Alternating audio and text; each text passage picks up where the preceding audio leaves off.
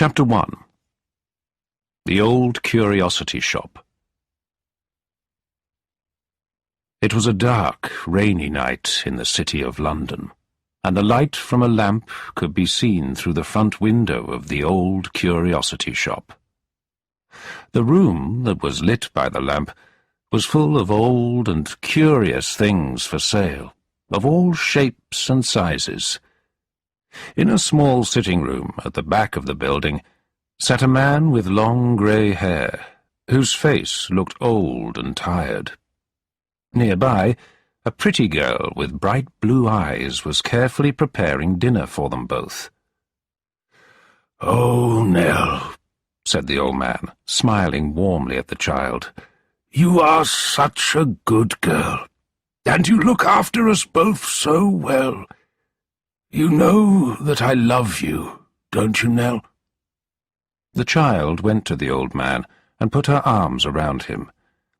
"Grandfather," she replied, "of course I know that you love me." The old man's face was full of worry and sadness as he spoke. "You have spent most of your life living alone with me here, and looking after me. I am sometimes afraid that you have a difficult, lonely, and unhappy life." "Grandfather!" cried the child in surprise. "Oh, you are poor now," the old man continued, "but you are a sweet and innocent girl, just like your mother was, and I won't let you be poor and die young like she did.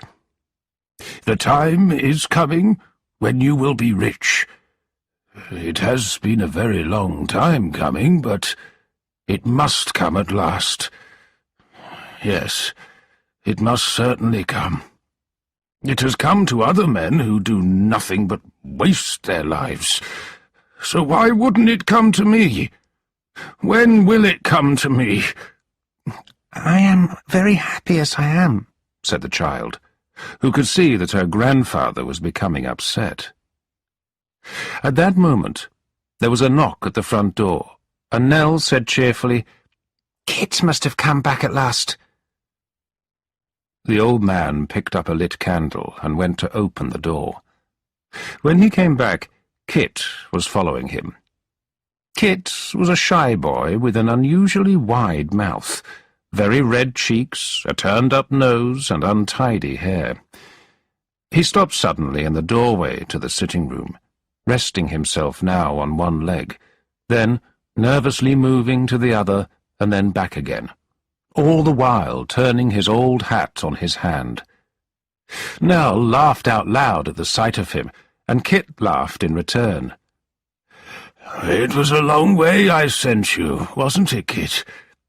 Did you deliver the letter to Mr. Quilp?" asked the old man. "Yes, master, I did," replied Kit. "Oh, you must be hungry," said the old man, and he gave Kit a slice of bread and meat and a drink. Kit went to a corner of the room and began to eat quickly. Soon the old man said, "Now, Kit, it's nearly midnight. Go home, but be here on time in the morning because there's work to do. Say goodbye to him, Nell, and then get me my hat and cloak." "Good night, Kit," said the child, her eyes full of happiness and kindness. "Good night, Miss Nell," replied the boy, and he left the room. Nell helped her grandfather with his cloak and followed him to the front door. When they reached the door, the old man put his arms around his granddaughter and kissed her on the forehead. A tear came to Nell's eye. She hated being alone in that big, dark place all night long, not able to sleep because she was worried about her grandfather. Every night he would go out and leave her on her own, and yet he never told her where he went or what he did.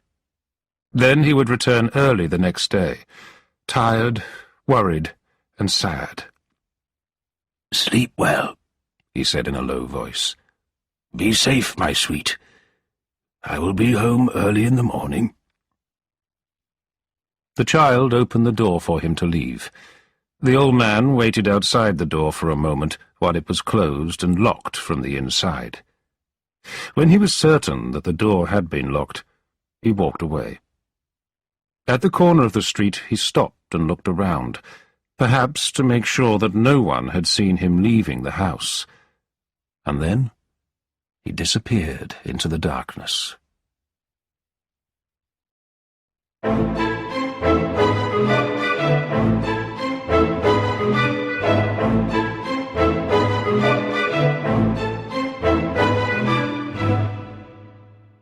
Chapter 2. Unwanted Visitors. About a week later, a young man of 21 years of age walked confidently into the old curiosity shop. He was tall and quite handsome, but there was something unattractive about his clothes and the arrogant way he stood. The old man, who was alone in the shop at the time, was certainly not pleased to see him. "Why have you come, Fred?" asked the old man. "You are not welcome here."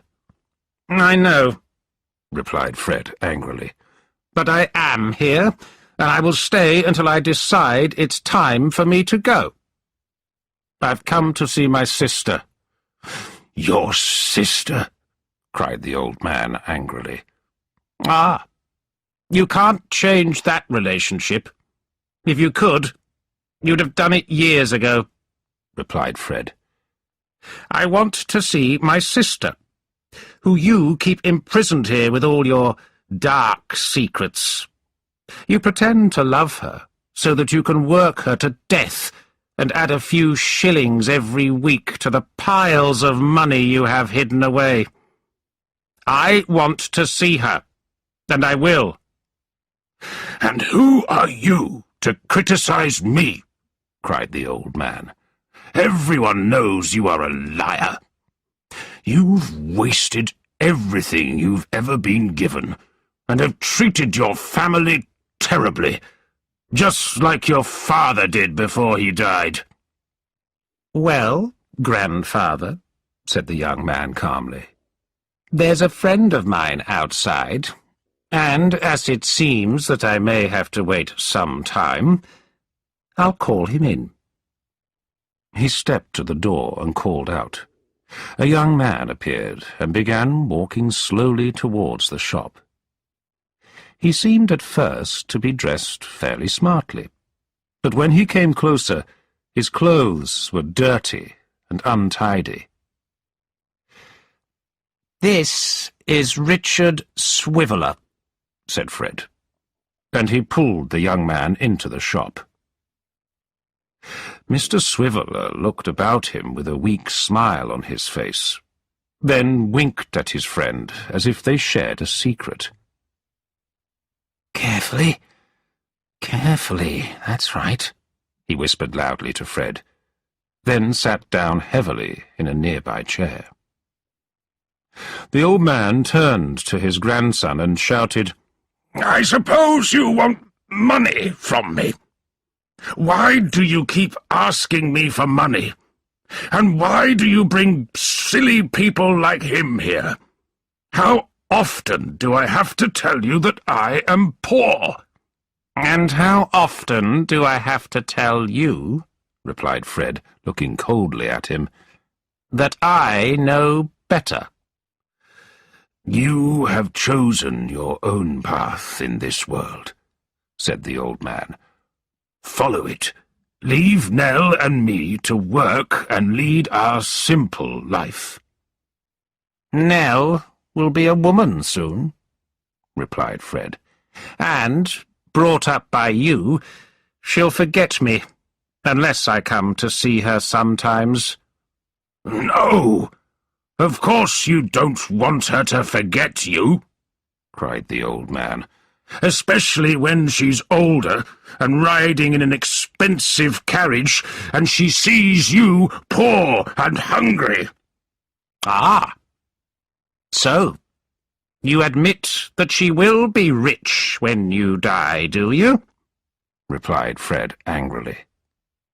But before the old man could answer, the door opened, and Nell herself appeared. She was closely followed by a surprisingly unattractive man. He was unusually short, but his head and face were large enough for the body of a giant. His small black eyes were constantly moving. His mouth and chin were covered with a short, rough beard, and his skin was of the kind that never looks clean or healthy. But what added most to the ugliness of his face was a horrible smile, which seemed to be always on his face. It showed only a few brown teeth left in his mouth. His hair was thin and long, and he wore a big, tall hat, an old, dark suit, and a pair of very large shoes. There was more than enough time to notice these details, because some moments passed before anyone spoke. Nell moved shyly towards her brother, and put her hand in his. The ugly little man looked carefully at the two young men, and the grandfather, who clearly had not expected this unwelcome visitor, seemed very uncomfortable. "Ah," said the short man, looking at Fred. "He must be your grandson. But who is that?" he added, pointing at Richard Swiveller. "A friend of his, but both of them are unwelcome," said the grandfather. "Well, Nellie," said Fred aloud, "does grandfather teach you to hate me, eh?" "No, no, of course not," cried the child. "I love you dearly, Fred. And if you stopped upsetting grandfather, then I could love you more." "I see," said Fred, and he roughly kissed the child on her cheek, and then pushed her away. "That's enough, then. We are friends." He stopped speaking, and followed her with his eyes until she had left the room. Then he turned to speak to the short man. "Now, Mr—" "Do you mean me?" said the ugly little man. "Quilp is my name. It's easy to remember. It's not a long one. Daniel Quilp." "Mr. Quilp, then," continued Fred. "You know my grandfather?" "A little," said Mr. Quilp quickly. "And you know about some of his mysteries and secrets?" "A few," replied Quilp simply. "Then let me tell him once and for all, through you, that I will come here as often as I like, so long as he keeps Nell here. I came here today to see her, and I'll come here again 50 times for the same reason. I have seen her, and now my visit has ended." He turned suddenly to his friend. "Let's leave, Richard." "Hm," said Quilp, with a disgusted look on his face when the young men had gone. "What a selfish grandson you have," he said to the old man. "You are such a weak man." "What would you do, then?" the old man answered helplessly. Then he added, with a shake of his head, "Something violent, I'm sure." "You're right there," replied the ugly little man, who was very pleased with the comment. "Oh, yes. I like causing trouble and pain if I can." He rubbed his hands slowly together, again and again, still with the horrible smile on his face. Then he moved very close to the old man, and, putting his hand into his pocket, he spoke again. "Here's the gold you asked to borrow," he said. I brought it myself because it's valuable and heavy. I didn't want Nell to get into trouble carrying it on her own. But of course, she'll soon need to get used to carrying gold, because she'll be carrying a lot when you are dead, won't she? I really do hope so, said the old man quietly as he took the money. Hope so? Repeated Quilp, moving close to the old man's ear. I wish I knew what good investments you are putting all my money into. But you are a private man, and keep that secret well. My secret, said the old man with a worried look. Yes, you're right.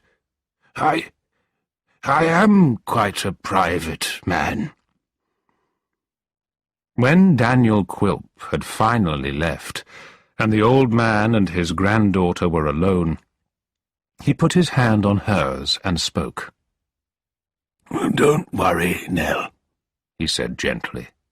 Things will get better. Yes, I'm sure.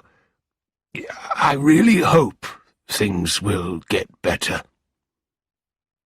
She smiled at him, but did not answer. Then there was a knock at the door. She stood up, looked at the clock, and went to the door, saying excitedly, "It must be Kit, coming for his lesson." Nell was soon busy giving Kit a writing lesson, of which he had 2 every week. He found writing very hard and made many mistakes, but Nell was a patient teacher. The evening passed quickly as they laughed and chatted together, and the time soon came for Kit to leave. It was not long after he had left that Nell's grandfather prepared to go out all night again. And once more the child was left alone in the darkness of the old curiosity shop.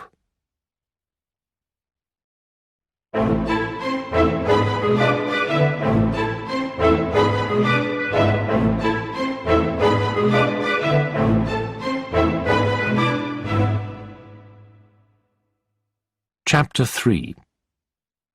Fred and Richard make a plan. Mr. Richard Swiveller lived in a small rented room above a shop in an area of London famous for its theatres and cheap houses. And it was here that Fred had come to visit him one evening.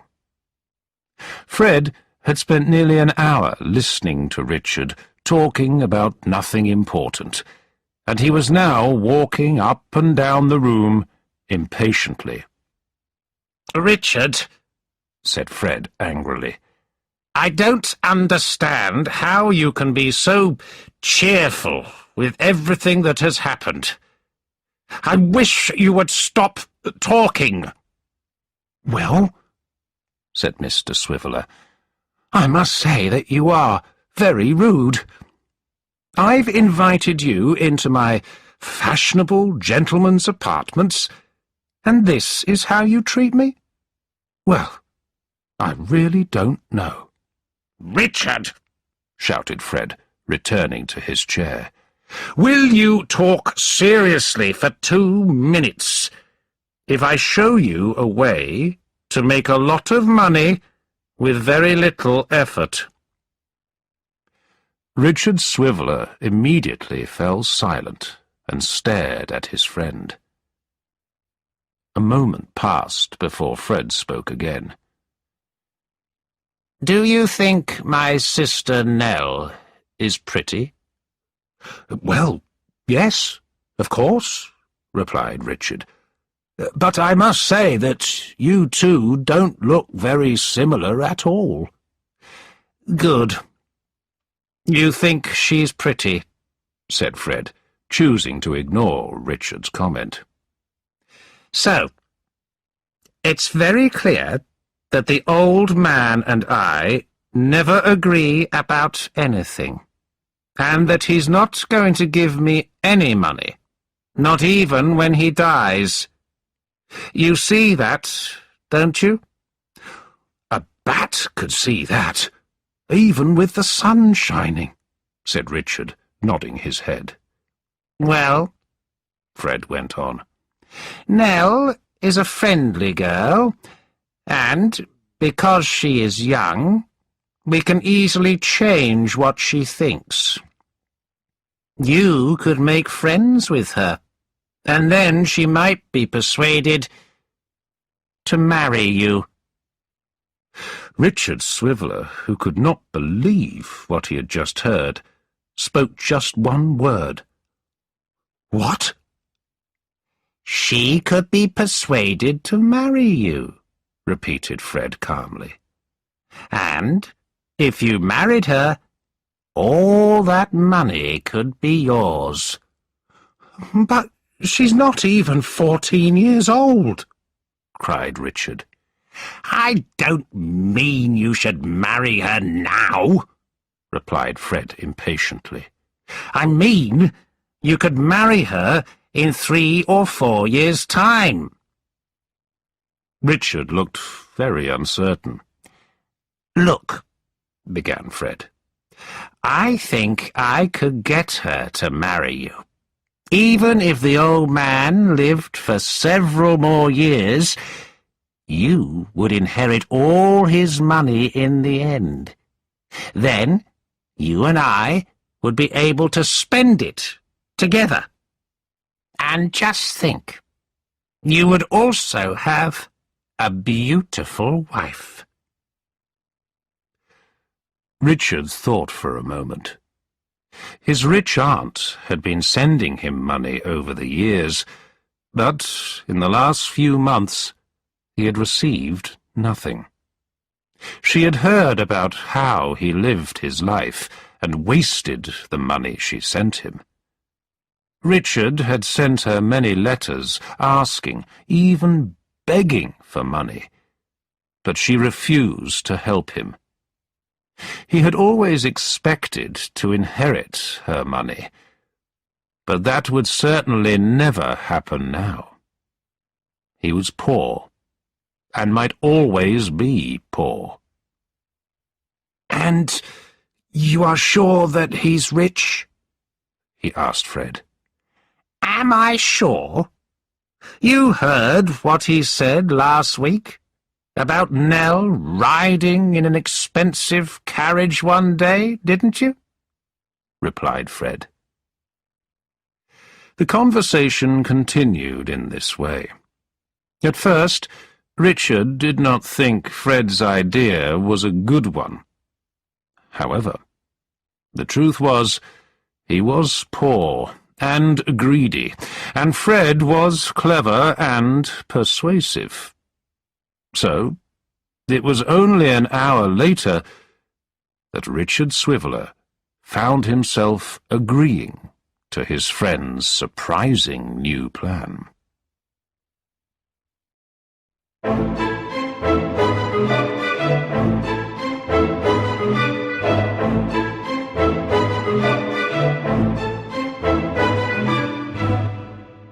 Chapter 4. Quilp uncovers a secret. Mr. Quilp did not have one particular job, but he did all sorts of different things for money. He collected the rent for whole areas of dirty streets near the River Thames. He lent money to sailors, and he kept his eyes open for new, and sometimes illegal, business opportunities. He lived in Tower Hill, near the London docks, but he also had a small yard full of rats called Quilp's Wharf, not far away on the south side of the River Thames. It was a boatyard, but Quilp never seemed to buy or sell any boats there.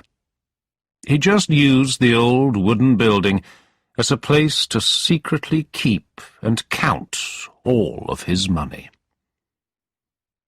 Nell's grandfather often asked her to come to this frightening, dangerous, and far-away place. He would ask her to deliver letters to Quilp. Today, Nell, who was very tired and worried, had brought another of those letters.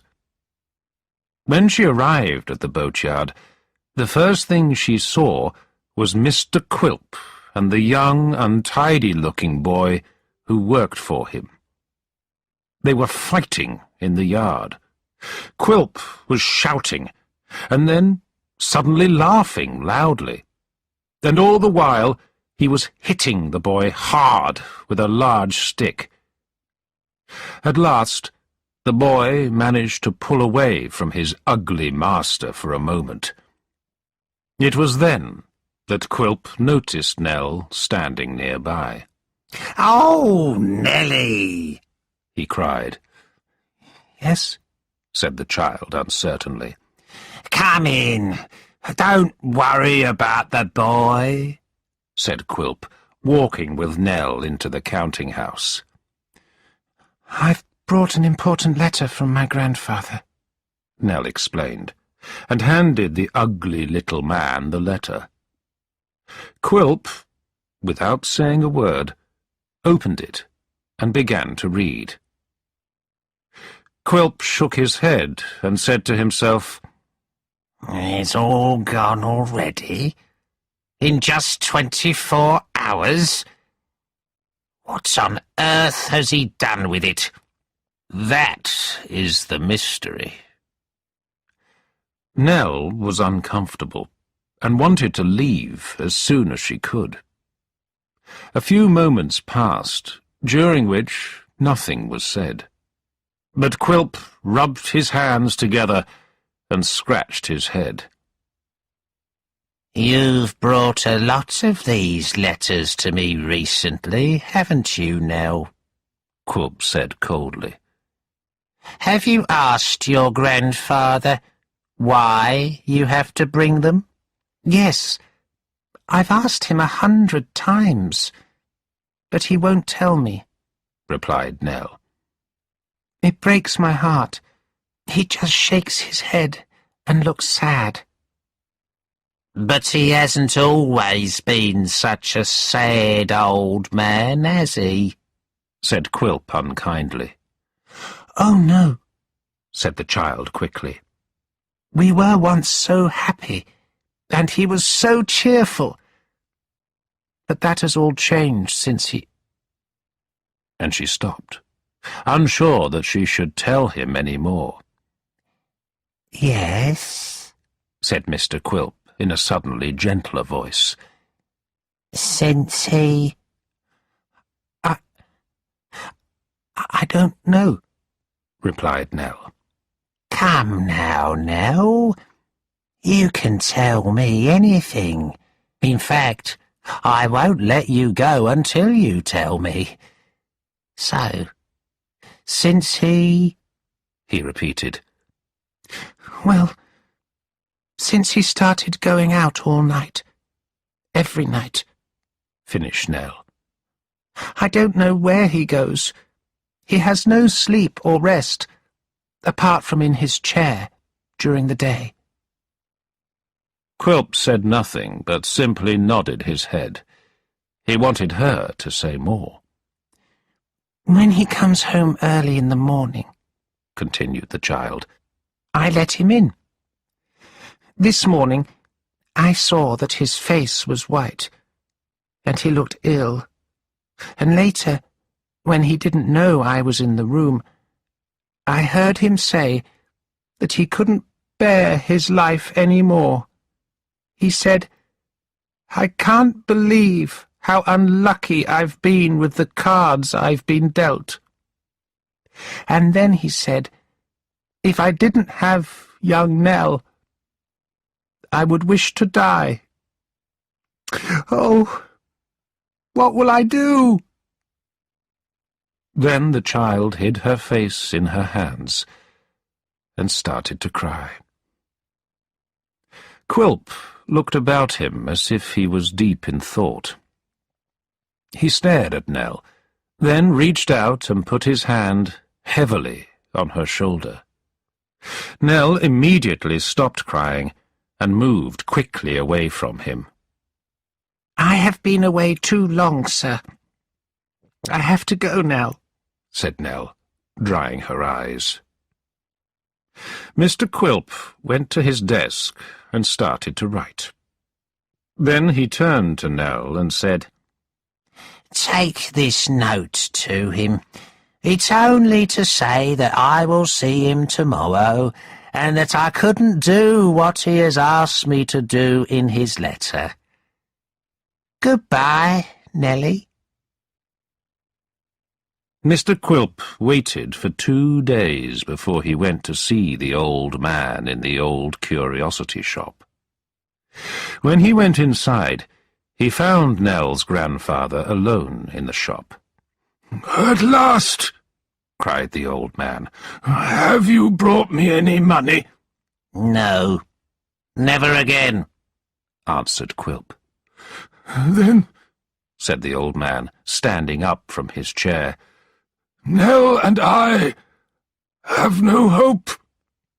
"Listen to me," said Quilp, beating his hand on the table. "You have no secret from me now." The old man stared at Quilp with fear in his eyes. "I now know what has happened to all that money I have lent you," Quilp said. "Every night you've been going out with my money and gambling with it, haven't you?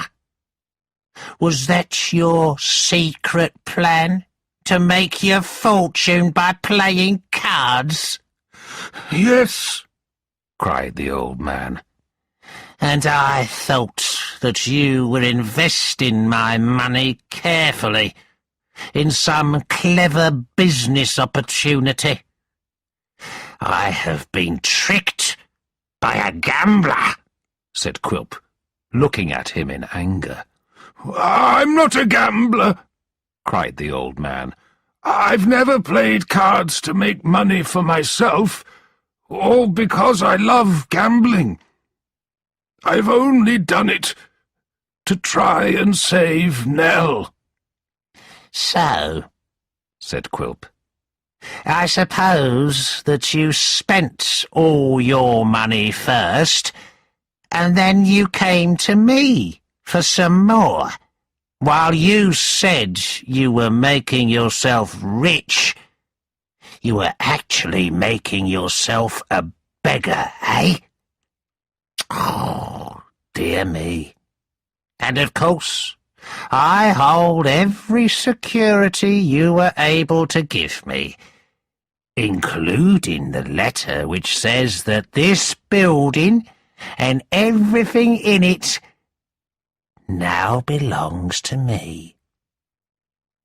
As he said this, Quilp looked around him, as if to make sure that none of it had been taken away. "I've had some bad luck," said the old man. "But with a little more money, my luck will change. It must change. Help me, please, or at least help Nell." "I'm sorry, but I've got another business appointment," said Quilp calmly, looking at his watch. "If I hadn't unexpectedly heard about your gambling secret, perhaps I would have lent you more money. But not now." "Who was it that told you?" asked the old man. Quilp simply replied, "Who do you think it was?" After a moment's thought, the old man said, "It was Kit. Yes, it must have been him." Mr. Quilp said brightly, "Yes, it was Kit.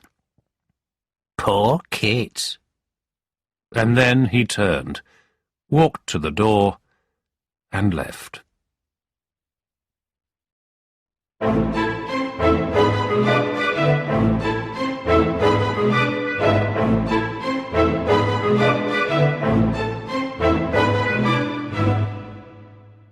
Chapter 5. Everything changes. Someone, hiding in the shadows across the street, had been carefully watching the old curiosity shop. He had seen Daniel Quilp arrive and leave, and had noticed that the old man had not left the house that evening as usual. This person used to wait for hours and hours every night, watching the house and making sure that Nell was safe while her grandfather was gone. This kind and thoughtful person was Kit.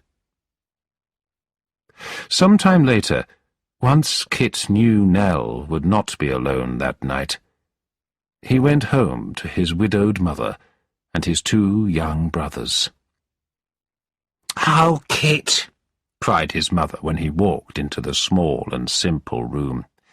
"I wonder what Nell would say if she knew that every night, when she is sitting all alone, you are out there on the street, keeping an eye on her." She looked closely at Kit, and then said, "Some people might say you've fallen in love with her." Kit, whose face was starting to turn red, was saved by a loud knock at the door. It was Nell herself, looking worried and upset. "I must not stay long," she said. "Grandfather is very ill." "I'll run to get a doctor," said Kit, picking up his coat. "I'll be there soon. No, no," cried Nell. "the doctor is there already, and I don't know why, but Grandfather's very angry with you, and says you are the cause of all his problems." Kit looked at her, with his eyes open wide. "The doctor says you must not come near him, or he will die," added Nell, who had started to cry. "Oh, Kit, what have you done? I trusted you. You were the only friend I had." Kit was so shocked that he could not speak. Nell gave him the money that he had earned that week, and then was gone, as quickly as she had come. Nell's grandfather became seriously ill, and could not move from his bed. Despite this, within a few days Mr. Quilp closed the shop, and made the house and everything in it his own. He then decided to live for a while in the back rooms of the ground floor with his lawyer, a man called Mr. Sampson Brass. Mr. Brass was a tall, thin man, with an ugly nose, a large forehead, very small eyes, and hair of a deep red. He wore a very long black coat, short black trousers, and high shoes. He was not a very pleasant man, and he was clearly afraid of Daniel Quilp. "Will we be staying here long?" asked Mr. Brass. "We must stay, I suppose, until the old man upstairs is dead," answered Quilp. "Or, if he doesn't die quickly, we'll just tell him and his granddaughter to leave." cried Mr. Brass, trying to laugh. Nell stayed away from Quilp and his lawyer friend, and spent most of the next few weeks beside her sick grandfather's bed.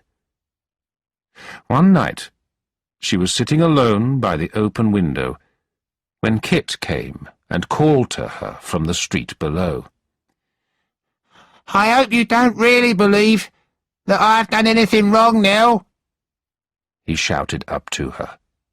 "I can say, with a true and honest heart, that I haven't. When your grandfather gets better, will you tell him that? I want to work for him again." "If I did tell him, what good would it do? We are very poor now, so we wouldn't be able to pay you," said Nell sadly. "I don't care about the money," replied Kit. I just thought that if he believed me, then you could both come and live with my family, just for a while. Ours is a small and simple home, but it's very clean." But just then, Mr. Brass came out and chased Kit away. Many people came to the house while her grandfather was ill, but Nell had never felt more lonely. And she knew that her grandfather would never agree to live at Kit's house. It was not long until her grandfather's illness passed. However, he was very weak. He was different now. He was confused, and what he said often did not make sense. As soon as he could see that the old man was feeling a little better, Mr. Quilp said that he was going to sell everything in the house and the shop. He told Nell that she and her grandfather would have to leave and find somewhere else to live. Hearing this news, Nell began to cry and turned to her weak grandfather. "Let's go," she said to him. "Let's leave this place and never come back or think of it again. We can live as beggars and be happy. I am not afraid. We can walk through the countryside and sleep in fields and under trees. In the day, you can rest, and I will knock on doors and beg for money. We will feel the sun and wind on our faces." The old man looked at his granddaughter for a few moments. There were tears in his eyes as he replied, "Then yes, let's do that. But we must keep our plan secret. If anyone finds out, they will think I am mad and take you from me." Then he added, "We will be all right, you and I, together, Nell, forever." The child's heart was suddenly full of hope. She did not think of hunger or cold or thirst or difficulties. She saw an end to their sadness and a return to the happy life they had once enjoyed together. She thought of the sun and rivers and green grass and summer days, and there were no dark corners in the picture she saw. They left the house quietly the next morning, before Quilp and Mr. Brass were awake. It was the beginning of a bright day in June, and as they stood in front of the old curiosity shop, Nell asked her grandfather, "Which way should we go?" The old man looked helplessly, first at her, then to the right and left, then at her again, and shook his head. From that moment, Nell knew that she would always have to look after both of them. She took a deep breath, and then held her grandfather's hand and led him away.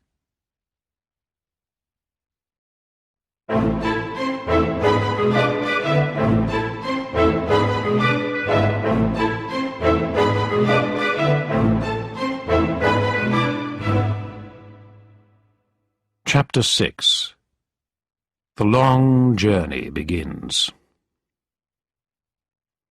Nell and her grandfather walked all morning through the streets of London. At first, the city was quiet and peaceful in the early morning sunlight. But slowly, the streets filled with people as they passed through an area with shops, and then came to streets where very poor people lived. Nell was a little afraid, but they carried on walking. After a while, she noticed that small gardens started to appear, and the rough-looking houses began to turn into small cottages. In the early afternoon, they found themselves near a pleasant field, and they sat down to rest and eat the bread and meat that Nell had brought. Then on they went again, walking through country roads and hearing the birds sing and the wind gently moving the branches of the trees. They walked all day and paid some money to sleep that night at a small cottage. Next morning, they set off walking again. They often rested, but only for a few minutes at a time. It was nearly 5 o'clock in the afternoon when they stopped near some workmen's cottages and asked if they could buy some milk. They spent some time resting by the cottages, then continued walking to the nearest town, which was about 5 miles away. The sun was setting when they reached the church in the small town. The old man led the way into the churchyard. As they walked in, they heard voices and soon found 2 men. They were surrounded by puppets lying on the ground around them. "Are those puppets from a show?" asked the old man excitedly. Travelling puppet shows were very popular at that time, and the old man loved to watch them. "Yes," replied one of the men. "We've come here to fix them before our show tonight. My name's Tommy Codlin, and we're staying at the public house." "Oh, good," said the old man, reaching out to touch one of the puppets. "Where are you travelling to?" asked the other man, whose name was Mr. Harris. "Oh, I don't think we're travelling any further tonight," said the child, looking towards her grandfather. "Well, if you want a place to stop," Harris commented, "you should stay at the public house as well. It's very cheap." And so Nell and her grandfather followed the 2 men to the public house, where they watched the puppet performance and ate some dinner. Later, they went upstairs to their simple rooms, where the tired old man asked Nell to sit by his bed until he fell asleep. As she sat next to him, she thought of the life that was in front of them. She had a little money, but when that was gone, they would have to beg. In her purse, there was also 1 gold coin. She decided that it would be best to hide this valuable coin and save it for a time when they really needed it. So she carefully sewed the piece of gold into the bottom of her dress, and then, feeling a little more in control of her future, she lay down and fell into a deep sleep. The next morning, at breakfast, Mr. Codlin suggested that Nell and her grandfather should travel with them to the next town. Nell thought for a moment. They had no other plans, and it would be good to have some company.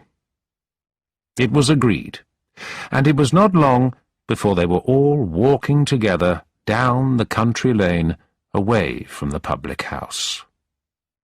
They walked all day, stopping only for Codlin and Harris to give short puppet shows for money in the villages they passed through.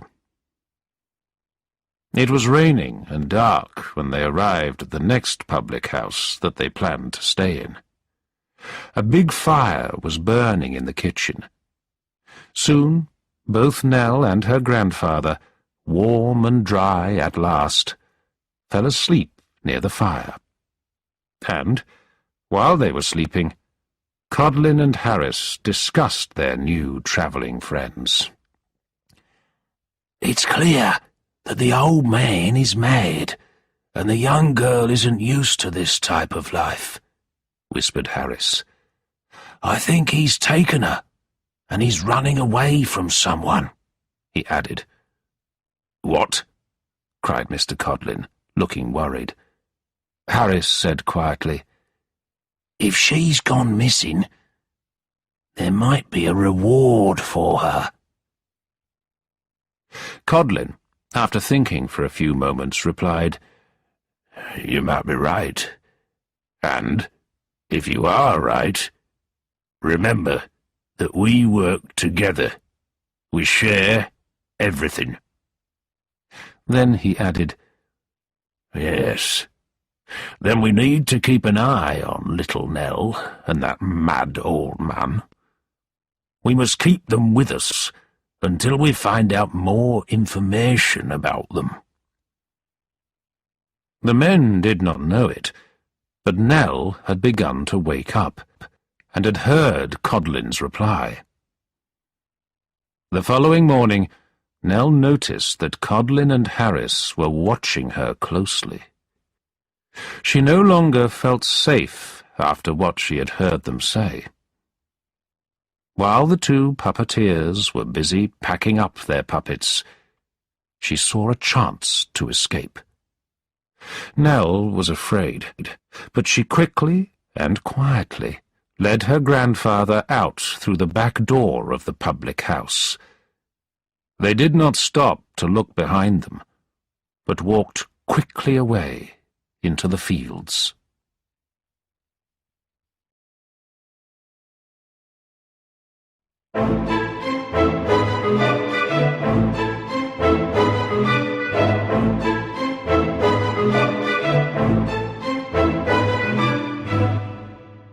Chapter 7.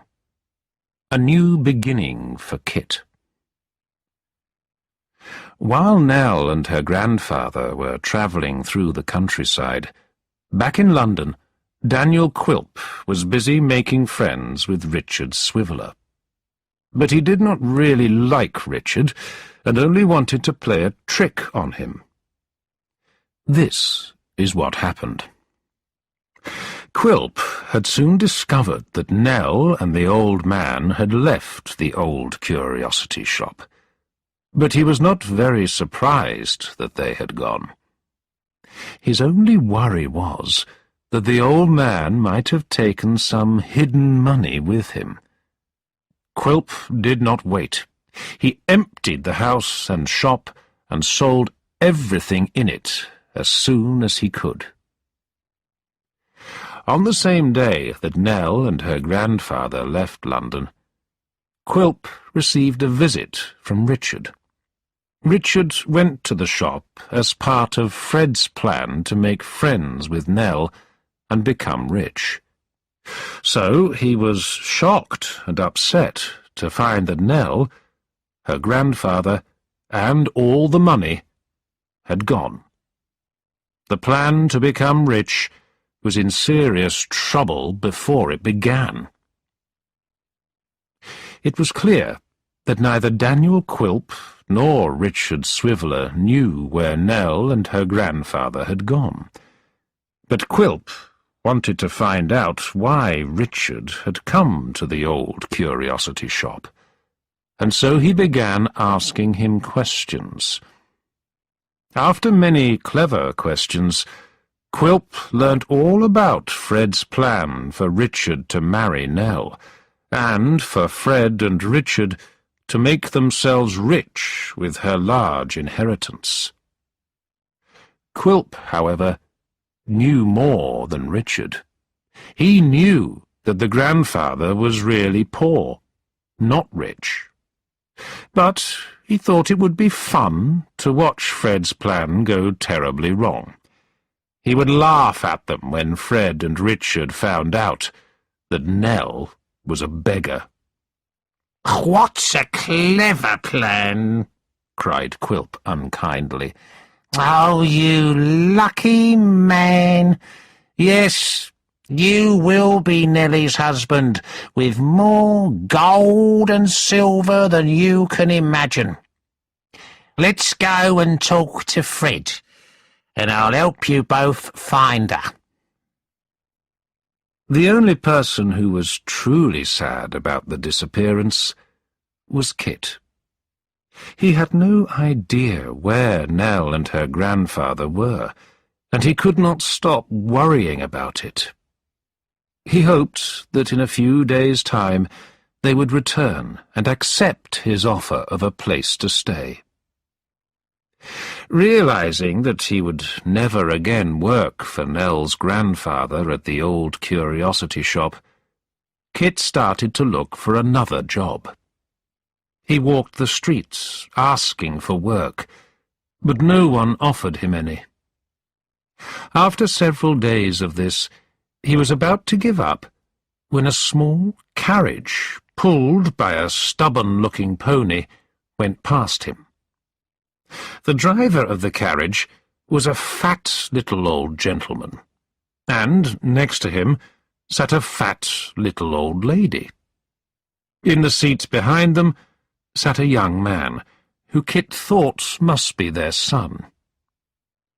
The old gentleman could not control the pony very well, but with difficulty he stopped the carriage in front of a house not far from Kit, and the three of them climbed down from the carriage. "Excuse me, sir," said Kit. "Would you like me to look after your horse?" If you are happy to wait for a while, yes. You can have the job, replied the old gentleman, smiling. The family then went into the house. Some time later, they came out again, and walked towards the carriage. The old gentleman put his hand in his pocket to find a sixpence for Kit.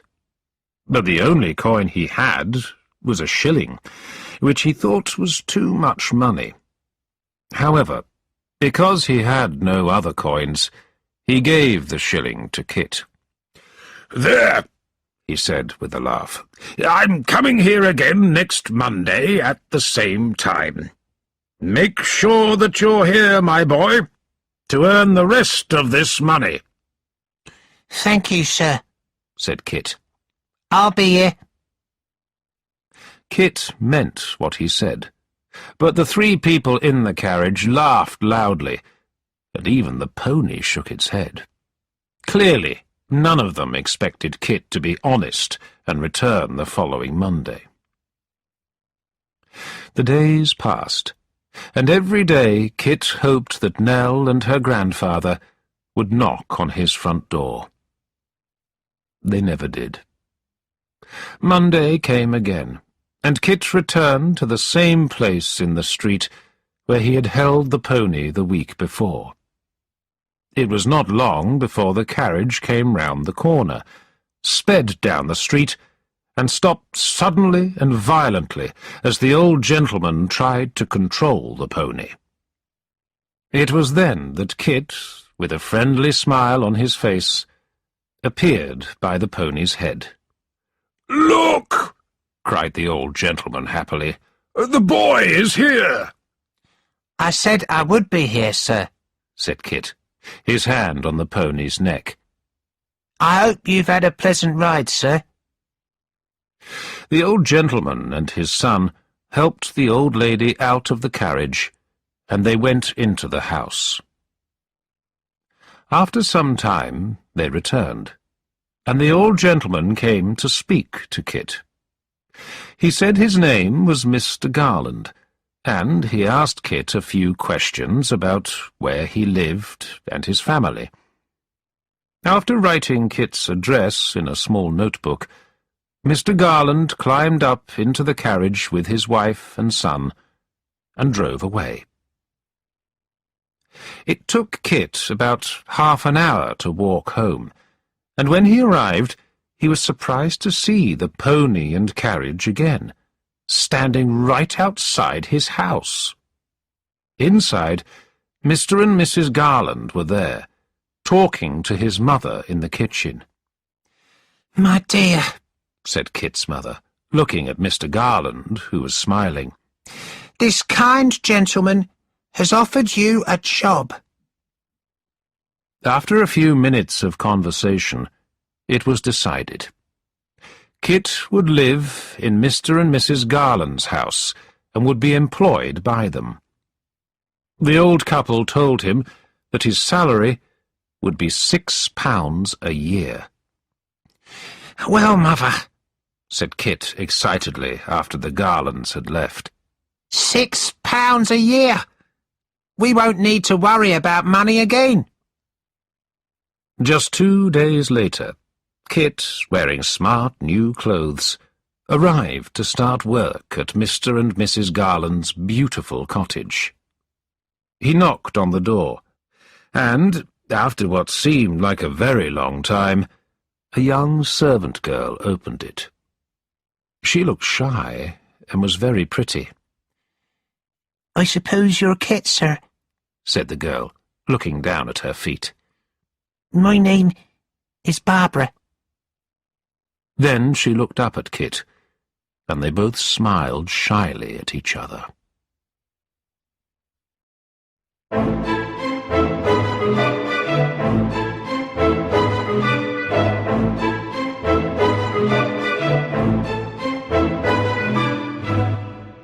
Chapter 8. Chance Meetings. Nell and her grandfather walked for several hours before they felt that they were far enough away from the puppeteers to stop and rest. The old man was confused and frightened, and did not seem to really understand what had happened. This worried and upset Nell, but she knew that she had to be strong. After a short rest, they started walking again, and did not stop until they reached a village late in the afternoon. The village was very small, and they walked through it to see where they could stay. They saw an old man sitting in a little garden in front of a cottage. Nell knew that he must be the schoolteacher, because above the window of the cottage was a sign that said, "School." He wore a simple black suit, and he looked friendly. Nell felt quite shy, but she went into the garden and spoke to him. "Do you know of anywhere we could stay for the night?" asked Nell. "We have walked a long way today, and we would be happy to pay a small amount of money." "My name is Mr. Martin," said the schoolteacher. "You're a very young traveller, my child. Why don't you both stay here?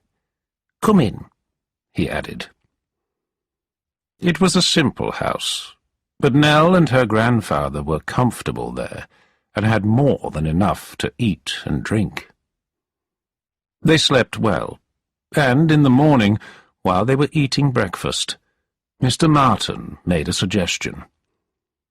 "You both look very tired," he said.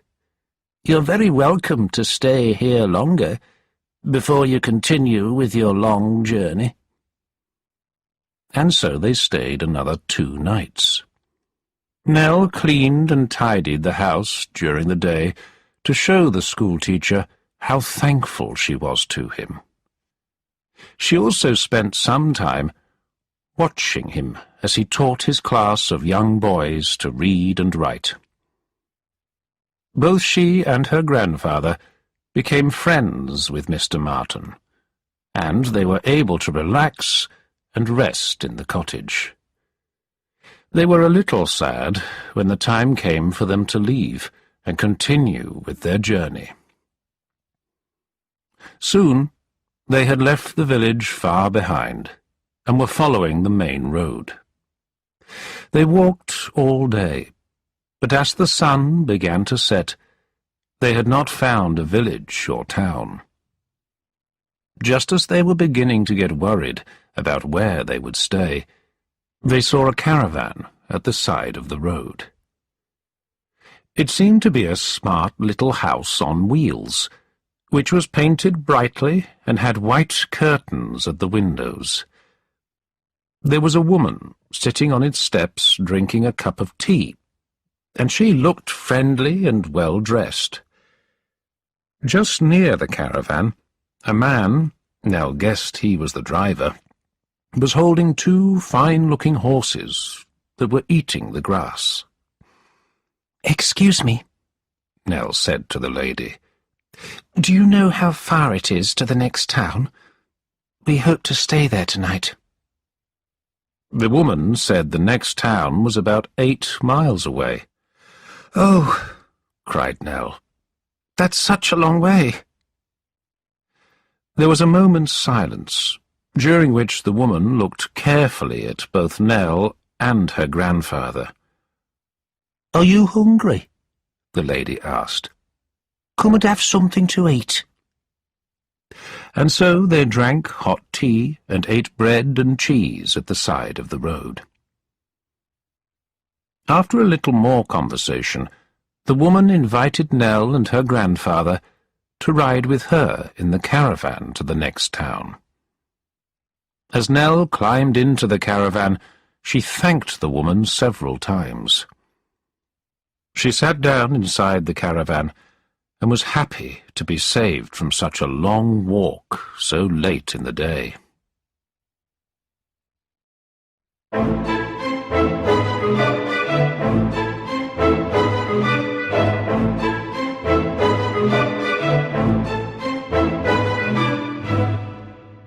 Chapter 9. Nell Gets a Job. When they had started to move along the road, Nell looked round the caravan more closely. It was clean and comfortable, and had a kitchen with a stove and a separate sleeping area at the back. After a few minutes, the woman reached out and picked up a large piece of paper. She put it on the floor in front of Nell. "There, child," she said, pointing to some large black letters at the top of the huge piece of paper. Nell read the first words on the poster. "Charlie's Waxworks." "That's me," said the lady. "I am Mrs. Charlie." Then Nell read, "Charlie's world-famous waxworks. The best collection of real waxworks in the world. 100 life-sized wax figures." "Can I see the figures, Mum?" asked Nell. "Of course," said Mrs. Jarley, smiling proudly. "They have been taken in other vans to the town. We're going to the same town, so I'm sure you'll see the collection." "I don't know if we will stay there long," said the child. "Why not?" cried Mrs. Jarley. "Where are you going?" I don't know," replied Nell. "Do you mean that you're travelling about the country without knowing where you're going?" said Mrs. Jarley. "We are poor people, travelling without any plans, Mum," explained Nell, who was a little surprised by these sudden questions. "Are you beggars, then?" asked Mrs. Jarley. "Well," replied the child. "Yes, I suppose we are." "Oh," said Mrs. Jarley. "But you can obviously read, and probably write as well, can't you?" "Yes, Mum," said Nell. "Well, that's interesting," replied Mrs. Jarley. "Because I don't know how to write myself." They sat in silence for a few minutes, while Mrs. Jarley spent some time thinking. Then, a few moments later, she said, Would you like a job with me? I'd look after you well. No, I can't leave my grandfather, answered Nell with a worried look on her face. What would happen to him without me? He's not well. Mrs. Jarley had seen the way the old man sat looking into space and holding Nell's hand. She thought for a moment. Then she said, I need you to talk to the crowds and tell them all about the waxworks. You can help me to write letters, too. Your grandfather could help by looking after the figures and cleaning them. I will give you food and somewhere to sleep, and pay you as well. Nell was happy to accept her offer. They arrived at the edge of the town at about midnight, and the driver, whose name was George, stopped the caravan next to the other waxworks vans. There was now more than enough room for them to sleep. Nell's grandfather would sleep in one of the empty vans, and Nell would sleep in Mrs. Jarley's comfortable caravan.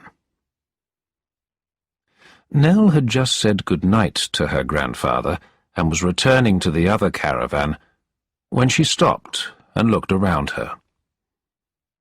It was a calm, quiet night, and she thought that the caravans looked pretty in the moonlight. As she stood there, she saw something moving in the shadows further down the street. Suddenly, someone stepped forward. She recognized him immediately. It was the ugly, frightening Quilp. Without a moment's thought, Nell stepped into the shadows. Luckily, Quilp had not seen her, and she watched him as he walked quickly down the street, away from her.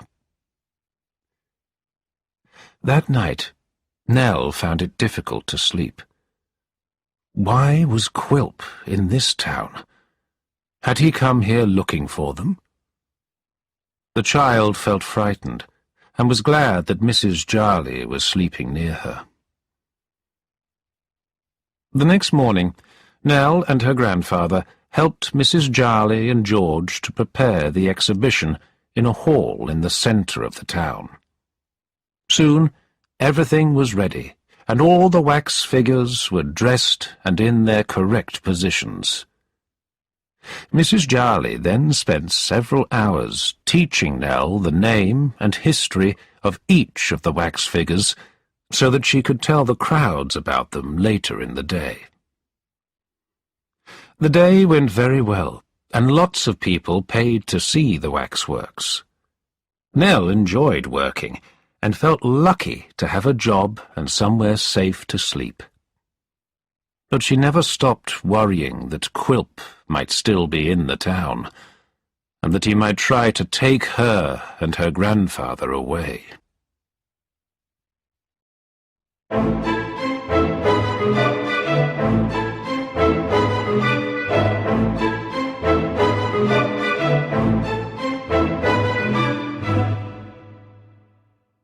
Chapter 10. Nell has a terrible shock. Nell and her grandfather had been working for Mrs. Jarley for several days when they were given a day to rest. In the evening, they decided to go for a walk out into the countryside to enjoy the last hours of sun. It was a warm evening, but while they were walking, the weather changed. The sky turned dark, and storm clouds began to form above them. Soon there was very heavy rain and strong winds, so they ran inside a nearby public house. "Welcome to my pub," said the landlord cheerfully. As they stood drying themselves by the fire, Nell heard men's voices coming through an open door. Her grandfather moved closer to her and whispered excitedly, "They're playing cards in the next room. Don't you hear them?" Her grandfather was right. Nell could hear the men discussing the game, and how much money they had already won or lost. She looked at her grandfather, and was worried to see he had changed. His eyes were now wide open, his face was quite red, and he was breathing quickly. "Oh, Nell," he said happily. "This is it. I've always known that my chance would come to win a lot of money. I've always dreamt of this moment. How much money have we got, Nell? I saw you with some money yesterday. Give it to me now." "No, let me keep it, grandfather," said the frightened child. "Let's go from here. I don't want to stay." "Give me the money," ordered the old man angrily. "Please, don't take it," said the child, beginning to cry. "Don't cry, Nell," said her grandfather. "I didn't mean to upset you. I only want to do this for you, to look after you. Now give me the money. I must have it." Nell took a little purse out of her pocket. He grabbed it, turned, and walked quickly into the other room. Nell followed slowly. There were two rough-looking men, sitting with cards and silver coins on the table between them. One of the men, who was much bigger than the other, looked up when they came into the room. It took a few minutes for Nell's grandfather to persuade the men to let him play, but at last he sat down at the table with them. The landlord also sat down, and the four men began to play a new game of cards. The child sat near them, and watched how, at one moment, her grandfather shouted with excitement, and, at the next moment, looked terribly sad and upset, then happy again. It was the first time she had seen him like this, and it frightened her. She now understood that he could not stop himself, and that he had a serious problem with gambling. After what seemed like hours, the card game came to an end. The large man had won, and Nell's purse lay completely empty in front of her grandfather. For a few moments the old man stayed at the table, looking again and again at the cards that lay there. Nell walked to him and put her hand on his shoulder. "If the game had gone on just a little longer, I think I would have won," he said. Nell said nothing. It was now very late, and the storm was still blowing outside. Her purse was empty, but Nell remembered that she still had that one gold coin which she had sewn into the bottom of her dress. She told her grandfather about the coin, and suggested that they stay the night at the pub. Nell used the gold coin to pay the landlord. He was surprised to see such a valuable coin, and he gave her back some smaller coins before showing them to their rooms upstairs. Later, Nell did not feel comfortable when she was alone in her room. It was a large, dark house, and it took her a long time to fall asleep.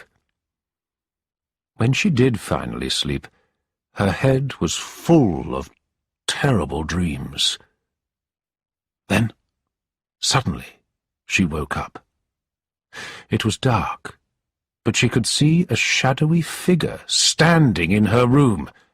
She wanted to cry out, but she was too frightened to move or make a sound. The terrible figure slowly moved around her bed, and it began searching for something. After a few moments, she watched it leave the room. She was shocked to see the figure then go silently to her grandfather's door and inside his room. She could not bear it any longer. As quietly as she could, she climbed out of bed and went to the open door of his room. What she saw in front of her was terrible.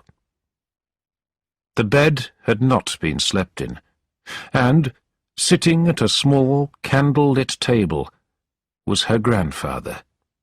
His head was down, and he was counting the money which he had just stolen from his own granddaughter. Nell had been frightened, but now she felt sick. She could not believe what she saw. She felt that she did not know the man who was her grandfather. Silently, she returned to her room and lay awake worrying until morning. The next day, as they were walking back to the caravans, Nell told her grandfather that someone had stolen her money during the night. Her last hope disappeared when she heard her grandfather's reply. "But don't we have any more money?" he asked. "Then we must get some more." That night, when he thought Nell was fast asleep, the old man left his van. But Nell was not asleep, and when he came back hours later, she saw that he was sad because he had lost all the money gambling again. "Get me more money," he ordered. "I'll make you rich. Just get me some more money." What could Nell do? Her grandfather was not well. In the next few days, she gave him all the money she earned. It upset her to do this, but she was worried that he would steal money from Mrs. Jarley if she did not.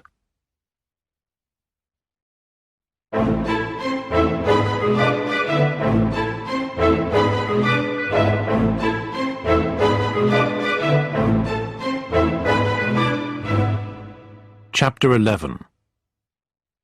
Richard Gets a Job. The simple and cheap office of Mr. Sampson Brass, who you might remember was Quilp's lawyer, was in a narrow street somewhere in London. There was a sign on the door that said, "Mr. Sampson Brass, lawyer," and another sign in the window which read, "First floor room available to rent to a single gentleman." Miss Sally Brass, the lawyer's sister, also spent her life working in this office. She was a lady of about 35, who was very tall and thin, and looked almost exactly the same as her brother. She had the same red hair and the same ugly nose. Her voice was deep and serious, and, once you heard it, you never forgot it. She was serious and hard-working, and took pleasure in annoying her brother. It was a surprise, with all these attractive qualities, that no man had ever asked to marry her. Instead, she had spent her life studying law. "Why do we need a clerk?" Miss Sally Brass asked her brother that morning. "I've always helped you in the office, so why do we need one now?" "Because Mr. Quilp tells me I need one," he replied. "Mr. Quilp is our biggest client. Nearly all of our work comes from him. He has told me that this Mr. Swiveller, a friend of his, is perfect for the job of clerk. So, what can I do? If we say no, we'll lose all our work." Miss Sally did not reply, but looked coldly at him and went on with her work. A while later, there was a knock at the front door. But before Mr. Brass could stand up, The door opened, and in walked Mr. Quilp himself, with Richard Swiveller behind him, looking uncomfortable. "Here he is," said Quilp. "My dear friend, Mr. Richard Swiveller. He is from a good family, and I'm sure in the end he'll inherit a lot of money. But he's young, and he hasn't made very good decisions. So, he is happy to accept your very kind offer of a job here as your clerk. He can start today." Mr. Brass did not remember making the kind offer that Quilp had just mentioned. However, he stood up, put a smile on his face, shook hands with the new gentleman, and then said goodbye to Quilp. Mr. Richard Swiveller was given a seat, then was asked to copy out a document. About an hour later, Mr. Brass and Sally told him that they were going out. If anybody came to the office, they explained, he should tell them to come back later. Richard stopped working the minute the pair had gone. He sat back and relaxed in his chair. Not long after, there was a knock at the front door. At first he did not answer it, but the person knocked again and again. Then he heard feet on the stairs. When it was clear that the knocking was not going to stop, Richard stood up and went into the hallway, where a very small, thin girl was standing at the top of the cellar steps. "Who are you?" asked Richard in surprise. The girl, who looked dirty and frightened, did not answer the question, but said, "Oh, please, sir, will you open the door and show him the room for rent?" "I don't know anything about the room," said Richard. "Why don't you show him yourself?" "Miss Sally said I wasn't allowed to. It's 18 shillings a week, and I cook and wash the clothes," she said quietly and quickly. "What?" cried Richard. "You mean that you are the cook?" The girl disappeared down the stairs, so Richard opened the front door. A bald, well-dressed gentleman stood there. "I see that you have a room for a single gentleman to rent," he said, pointing to the sign in the window. He walked past Richard and up the stairs, asking as he went, "How much does it cost?" Richard, thinking quickly, decided to try his luck and ask for a higher rent. "It's £1 a week, sir, and you will need to pay 2 weeks' rent in advance." "I'll take it," replied the gentleman when he had seen the room. "But I'll stay for more than 2 weeks. I will be here for 2 years. Here, I'll pay you £10 right now. I'm quite a private person, and I don't want to be disturbed. I want to come and go when I want to, sleep when I want to." He was certainly an unusual man.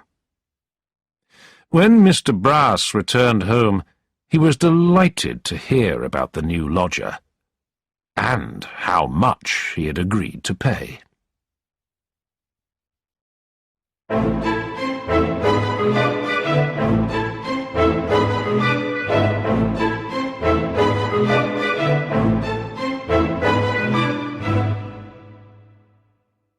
Chapter 12. The Single Gentleman. The single gentleman renting the room refused to tell anyone his name.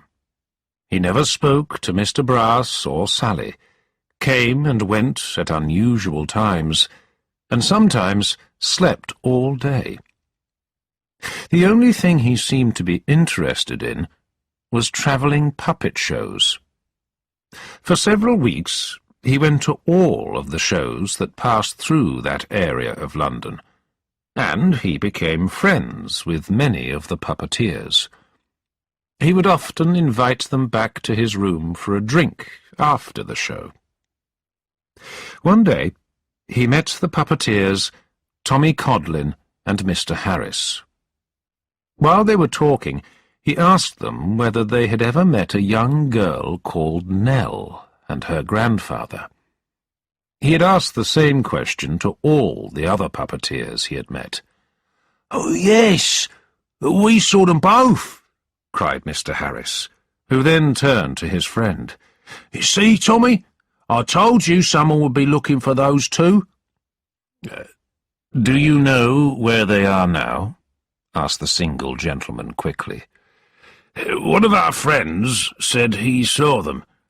They were travelling with a waxworks," said Tommy. "If you can find out exactly where they are," the single gentleman told them, "I'll give you both some money. Find out, and then come back to me." Meanwhile, Kit had been getting to know Mr. and Mrs. Garland, their son Abel, Barbara, and Whisker the pony. Whisker was difficult at first, but the people were pleasant, and Kit was happy in his new job. And soon Whisker grew to love him. One morning, a smartly dressed stranger arrived and asked if he could speak to Kit. The stranger was the single gentleman. "I've been abroad for many years," he told Kit. "I've come back to London looking for something dear to my heart, and I hope to find it at the old curiosity shop. But the shop is now closed, and everyone has gone. I was told you might know where the old man who owned it is. Do you know?"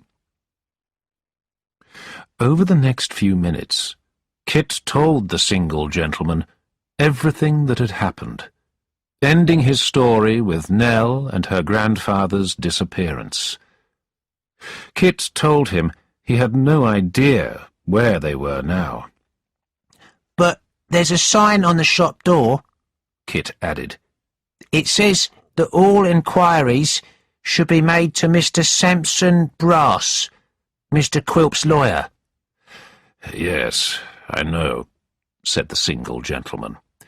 "I saw the sign too, and I've even rented a room in Mr. Brass's house to try and find out more information. But I've learnt nothing." There was a moment's silence, and then he said, "I'll leave you now," and he put a coin into Kit's hand. "Please, don't tell anyone about this meeting." Kit followed the single gentleman out into the street to say goodbye. And, at that same moment, Mr. Richard Swiveller was walking down the same street, and he saw Kit saying goodbye to his visitor. Richard was very surprised to see the single gentleman, Mr. Brass's lodger, talking to Kit, the boy who used to work at the old curiosity shop. Why on earth would these two be together? After the single gentleman had gone, Richard went over to Kit and asked him. But Kit seemed to know nothing about the man, not even his name. The very next day, a note came for Kit from the single gentleman.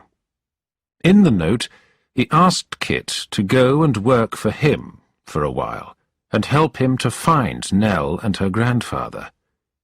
He would pay Kit extra to do this. Mr. Garland said that this would be all right, so Kit agreed to help the single gentleman.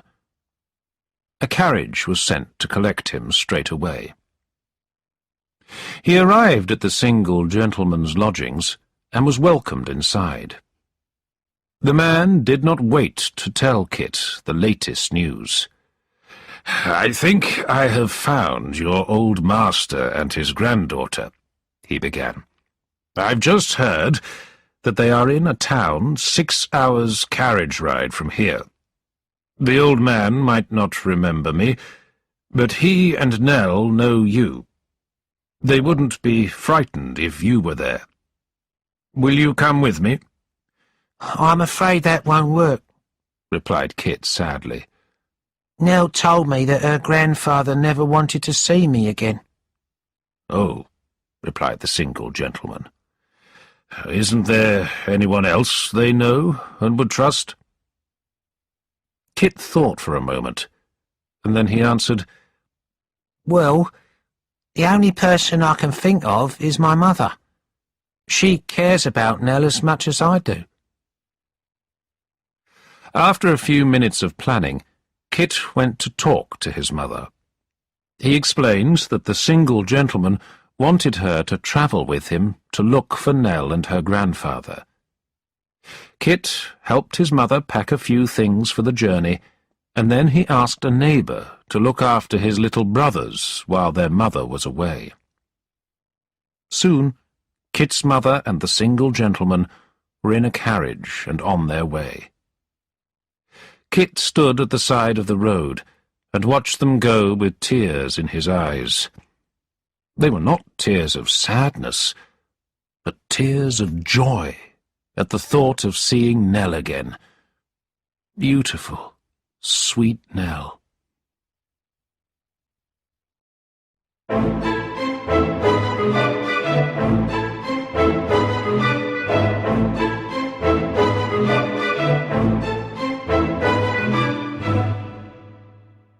Chapter 13. Nell is given hope. Poor Nell did not know what to do. Her grandfather was taking all her money and gambling it away with other travellers every night. She knew this because she had secretly followed him to find out where he was going. One night, while standing in the shadows, she had heard the men he gambled with asking him for more money. When he said that he had no more money, one of the men made a terrible suggestion. "What about that waxworks woman you work for?" the man began. "She makes a lot of money, and I've heard she keeps it in a metal box under her bed at night. She doesn't lock her door because she's afraid of fire. Go in there when she's asleep and take the money. Anyone could go in there and do it, so she won't know it's you. It will be easy." They talked about it for some time, until the grandfather finally agreed that he would steal all of Mrs. Jarley's money and return the next night. What could Nell do? She could not let him steal money from Mrs. Jarley. So, later that night, she woke up her grandfather and told him that they had to leave. She packed up their things and took him away from the caravans while Mrs. Jarley and George were still sleeping. She led him by the hand to the top of a nearby hill, and there they rested. Nell started to cry. Then, later that night, they lay down and slept on the grass. It was a long way to the next town, and they travelled slowly through the countryside for the next day and night. At last, they walked into the town, which was very noisy and full of factories. It was raining hard now, and Nell was tired, cold, and wet. She had started to feel ill, and they had very little money. She did not like the town. They spent several hours walking through the busy streets without knowing what to do or where they would stay that night. Evening came, and Nell found a dry doorway where they could lie down to sleep. In the morning, Nell and her grandfather started to walk towards the countryside again. They walked all day through ugly, dirty streets where poor, thin people worked. As day turned to night, the factories seemed to be dangerous, frightening places. They saw sick, hungry people who were crying in the street, and children who were homeless. By now, Nell was very ill, and she became weaker and weaker. All they had eaten that day was some bread. She could not walk any more, so she lay down at the side of the road to sleep. The next morning they carried on, with slow, tired steps. They had nothing to eat, and as evening came, Nell felt again that she could not walk another step. She saw another traveller ahead of them on the road, and called out to him, hoping that he might give them some food. The man turned, and, as he walked towards her, Nell suddenly screamed and fell to the ground in shock. It was Mr. Martin, the schoolteacher. He picked her up in his arms and carried her as fast as he could to a nearby public house. "She's very ill and weak," he told her grandfather, who was very worried about her. The landlady of the pub ran to Nell and gave her some medicine and a drink. Then Nell was taken to a bed upstairs, where she slept for several hours. The next morning she woke up feeling a little better and was able to eat something. Mr. Martin kindly paid for all three of them to stay another night at the public house so that Nell could rest. "Thank you so much," Nell said to the schoolteacher. "If we hadn't met you, I think I might have died. I don't know how I can thank you for your help, and for paying for us to stay here." "That's enough talk about dying," answered Mr. Martin, "and the money is no problem. Since the last time I saw you, I've been given another job. I'm going to be clerk and schoolteacher in a village several days' journey from here. That is where I am travelling to now. They are going to pay me £35 a year." "I'm very happy for you," replied Nell. Mr. Martin said that he thought of Nell as a good friend, and suggested that she and her grandfather should come with him to his new village. "I'm sure you would find a job there," he told her. And so they agreed that the next day he, Nell, and her grandfather would travel together by public coach to the village.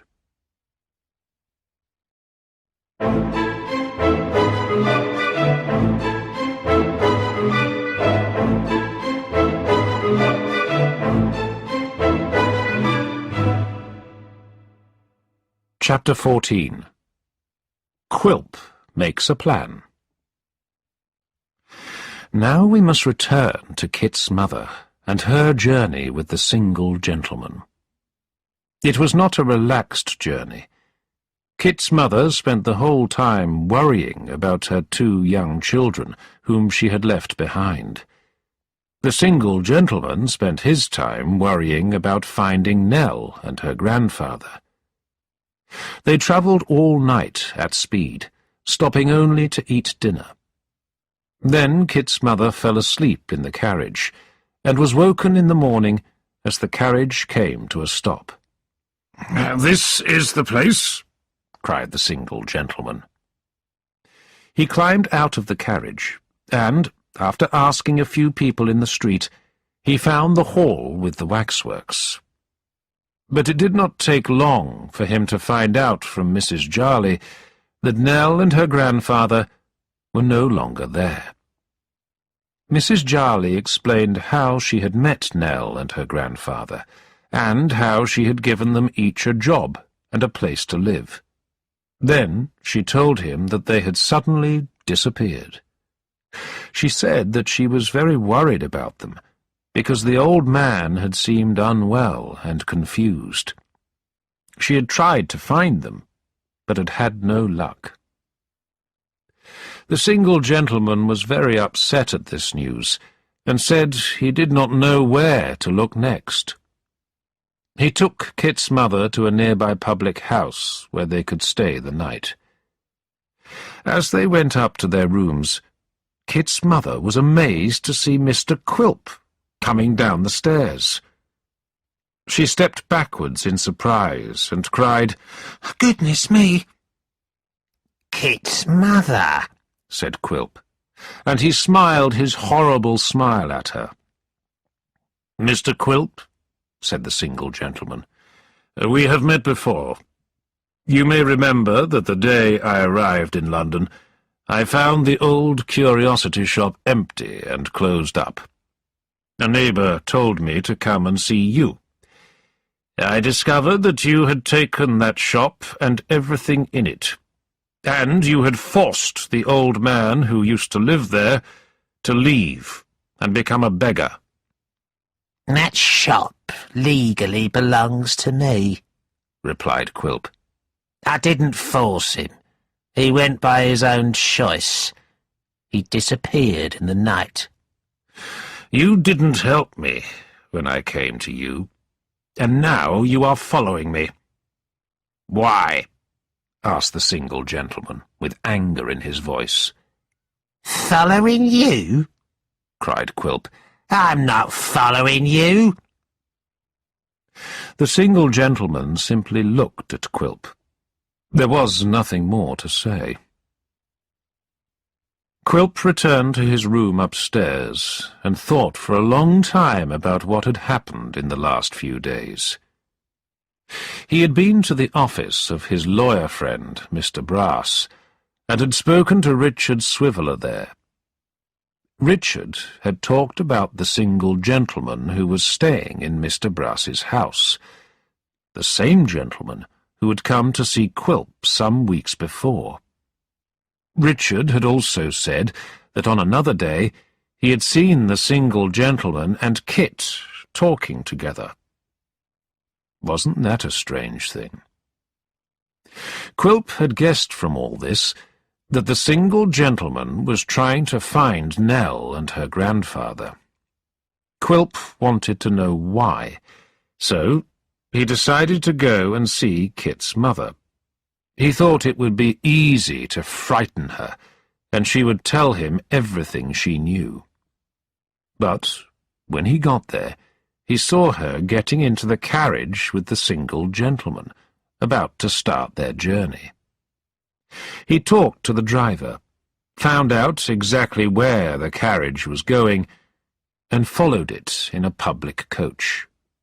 And now they had all met in this public house. "So," Quilp said quietly to himself, "that's horrible boy. Kit keeps getting in my way. It's Kit and his mother who are helping to find Nellie now, and will end up being rewarded. So, I think I will have to kill him. Yes, that single gentleman would have paid me a lot of money to find Nell and her grandfather if Kit hadn't got in the way." The next morning, Quilp caught the public coach back to London. As soon as he got there, he went to see Mr. Brass and Sally. He told them about Kit, how he kept getting in the way, and how he hated him. Mr. Brass, who did not really know Kit at all, said that he completely agreed with Quilp. "You are my good friends, aren't you?" said Quilp. Yes, of course," replied Mr. Brass, nodding his head several times. "Then find a way to get rid of Kit. I hate him. Do you understand me?" said Quilp coldly. Let's shake hands on it. Mr. Brass and Sally looked at each other, and then both shook hands with Quilp.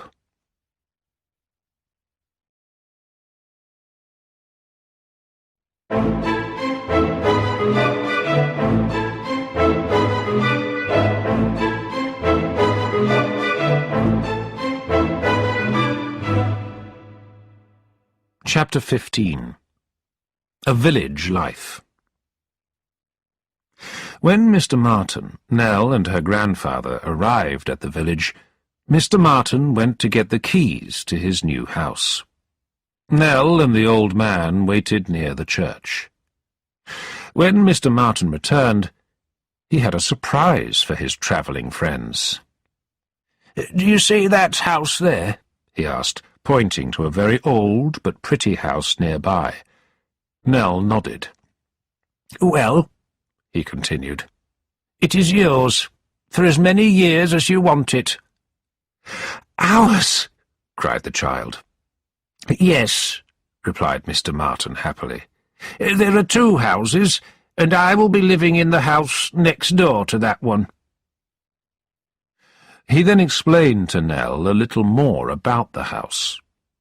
The woman who had lived there used to look after the church keys. Her job had been to open and close the church and show it to visitors. She had died a few weeks before, and a new person was now needed to do this job and live in the house. Nell could be that person. It was like her job with the waxworks. "I've spoken to the clergyman. The job would give you some money," said Mr. Martin. "It wouldn't be very much, but enough money to live on in this simple place." "Thank you so much," cried the child. For the next 2 days they cleaned and prepared the houses. Nell still did not feel well, but she did her best to work hard. Some of the local people came to welcome them, to offer their help, or to bring some food. Nell was given the keys to the church. She spent some time on her own, walking slowly around it. At first she felt happy and calm to be in the beautiful church, but seeing all the graves in the graveyard made her feel sad, because many of them were where children had been buried. She sat down near one of these graves and started to cry. Mr. Martin, walking past, saw her. "Nell, what's wrong?" he asked her. "It makes me so sad that these children who have died are forgotten so quickly," she answered. No, disagreed her friend. "No one who dies is forgotten. Perhaps there are no flowers on these graves now, but these people are not forgotten. All of the good things they did will live on in the hearts of the people who knew them." Nell smiled a little, but she looked tired, and her skin seemed white in the sunlight.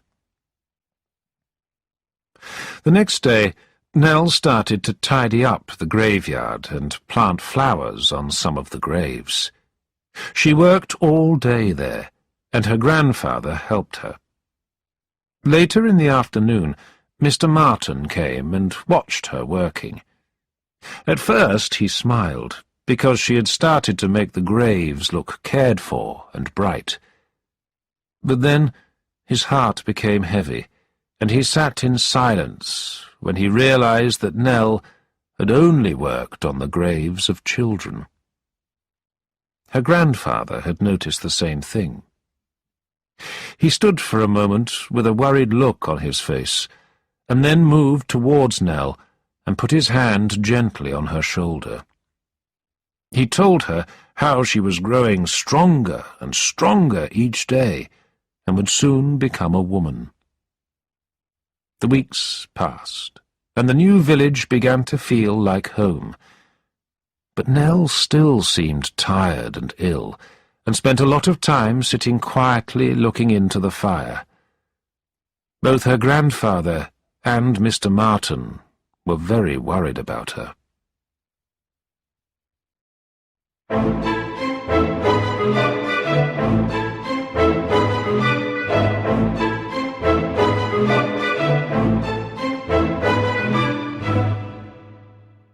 Chapter 16. There are problems for Kit. Back in London, Richard Swiveller was alone in Mr. Brass's office, relaxing in a chair. There was a knock at the door, and when he opened it, he saw Kit standing there. "Is your lodger at home?" asked Kit. "I have a letter for him, from Mr. Garland." Not long after this, Mr. Brass and Sally returned. When they heard that Kit was upstairs visiting the single gentleman, Mr. Brass immediately sent Richard out to deliver a letter. Mr. Brass and his sister whispered for a few moments, and then Sally went to the kitchen. Mr. Brass sat alone in the office with the door open, and waited for Kit to come downstairs. Kit, after quite some time, came downstairs, and Mr. Brass called out to him. "Kit," he called, "could you come in here before you go?" Kit shyly stepped into the room. "Oh, dear," said Mr. Brass. "The last time we saw each other was when Mr. Quilp made the old curiosity shop and everything in it his own. What must you think of me? But, Kit, that was a painful job for me." Kit did not know what to say, so he stayed silent. "The only good thing in my job, Kit," added Mr. Brass, the lawyer, "is that at least I can help the people who are hurt when something like that happens. I want you to know that I tried to stop Quilp," he continued. "I begged him to let the child and her grandfather stay for a few days in the house, and I saw enough while I was there," said Mr. Brass, "to know that you are a good person with a good heart." "Mr. Brass doesn't seem a bad person after all," thought honest Kit. "Anyway," said Mr. Sampson Brass, pointing to 2 half-crowns on the desk, "I want you to take these." Kit looked at the coins, and then at Mr. Brass. "They are from the lodger upstairs," said Brass. "But he's a very private man, so it's best if you don't tell anyone. Or say they are from me, if you want to. Take them. And I don't think these will be the last coins he will give you. Goodbye, Kit.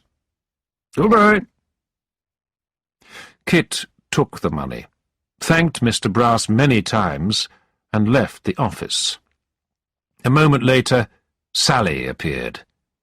"So," said Sally, "did it go all right?" "Oh, yes," replied Mr. Brass with a smile. "It went very well. Kit comes here at least once a week, so I will call him into the office the next time he comes too." When Richard Swiveller was in the office and not out delivering important messages, he was often alone. He was a lazy man, and would play cards on his own rather than do any work. One day, as he was playing cards, he heard someone moving just outside the office door. He saw it was the thin servant girl who had been watching him through the keyhole in the door. "Why don't you come in here, and I'll teach you to play cards," said Richard. "Miss Sally would kill me if she knew I'd come upstairs," cried the girl. "Then I'll come downstairs," he replied brightly. "She won't kill me." He followed the girl down to the cellar, then got her some bread and meat from the kitchen. When he gave her the food, she ate it faster than he had ever seen anyone eat before. "How old are you?" he asked the girl. I don't know, Came the reply. "Well, what's your name?" Richard asked. I don't know. She repeated. "Oh," said Richard, a little shocked. "Then I will call you the Marchioness." Richard taught her to play cards, and they played until it was time for Richard to go home. After that, they secretly played cards together many times, and they became good friends. A couple of weeks later, Sally Brass told Richard that she was worried about something. She asked him if he had seen a silver pencil case. He replied that he had not. It has disappeared, Sally said. and I think someone has stolen it. Other things have gone missing too. 4 half-crowns have disappeared as well. "Oh," thought Richard. "I hope it isn't anything to do with the Marchioness." Mr. Brass then entered the office carrying a £5 note, which he was holding up and looking at carefully. I was just telling Mr. Swiveller that we think things have been stolen from the office, Sally said to her brother. "Ah, yes," agreed Mr. Brass sadly, as he put the banknote down on his desk and walked to the chair. "Oh, don't leave that note there," cried Richard. "No, sir," replied Mr. Brass calmly. "I am going to leave it there. I trust you, and I want you to know that." Some moments passed while they all quietly thought about the missing things. Then Sally cried, I've got it. It must be that boy, Kit. He has come here a lot recently, and is often here when we are out. "No," cried Mr. Brass, a look of surprise on his face. "I can't believe it. Kit is such an honest boy." Then, strangely, there came a knock at the door, and Kit himself walked into the house and went upstairs to see the single gentleman. Immediately, Mr. Brass sent Richard away to take a letter across town, and Sally went to the kitchen.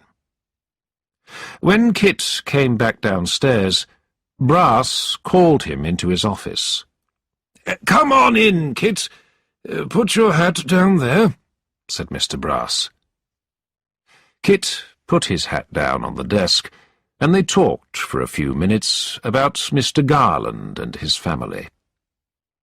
As they talked, Mr. Brass picked up the hat and moved it several times around the desk. The desk was covered in papers, and it seemed that Mr. Brass was looking for something. Then, quite suddenly, Mr. Brass said, "Oh, I need to go upstairs for a minute to check something. Would you mind keeping an eye on the office for me while I'm gone?" And he disappeared upstairs for 10 or more minutes. When he came back down, both Richard and Sally had returned to the office, but Kit had gone. Did you let Kit look after the office on his own? Sally asked her brother. "Yes, I did. Despite what you say, I trust Kit," Mr. Brass replied. Then he started to move the papers around on his desk, as if he was looking for something.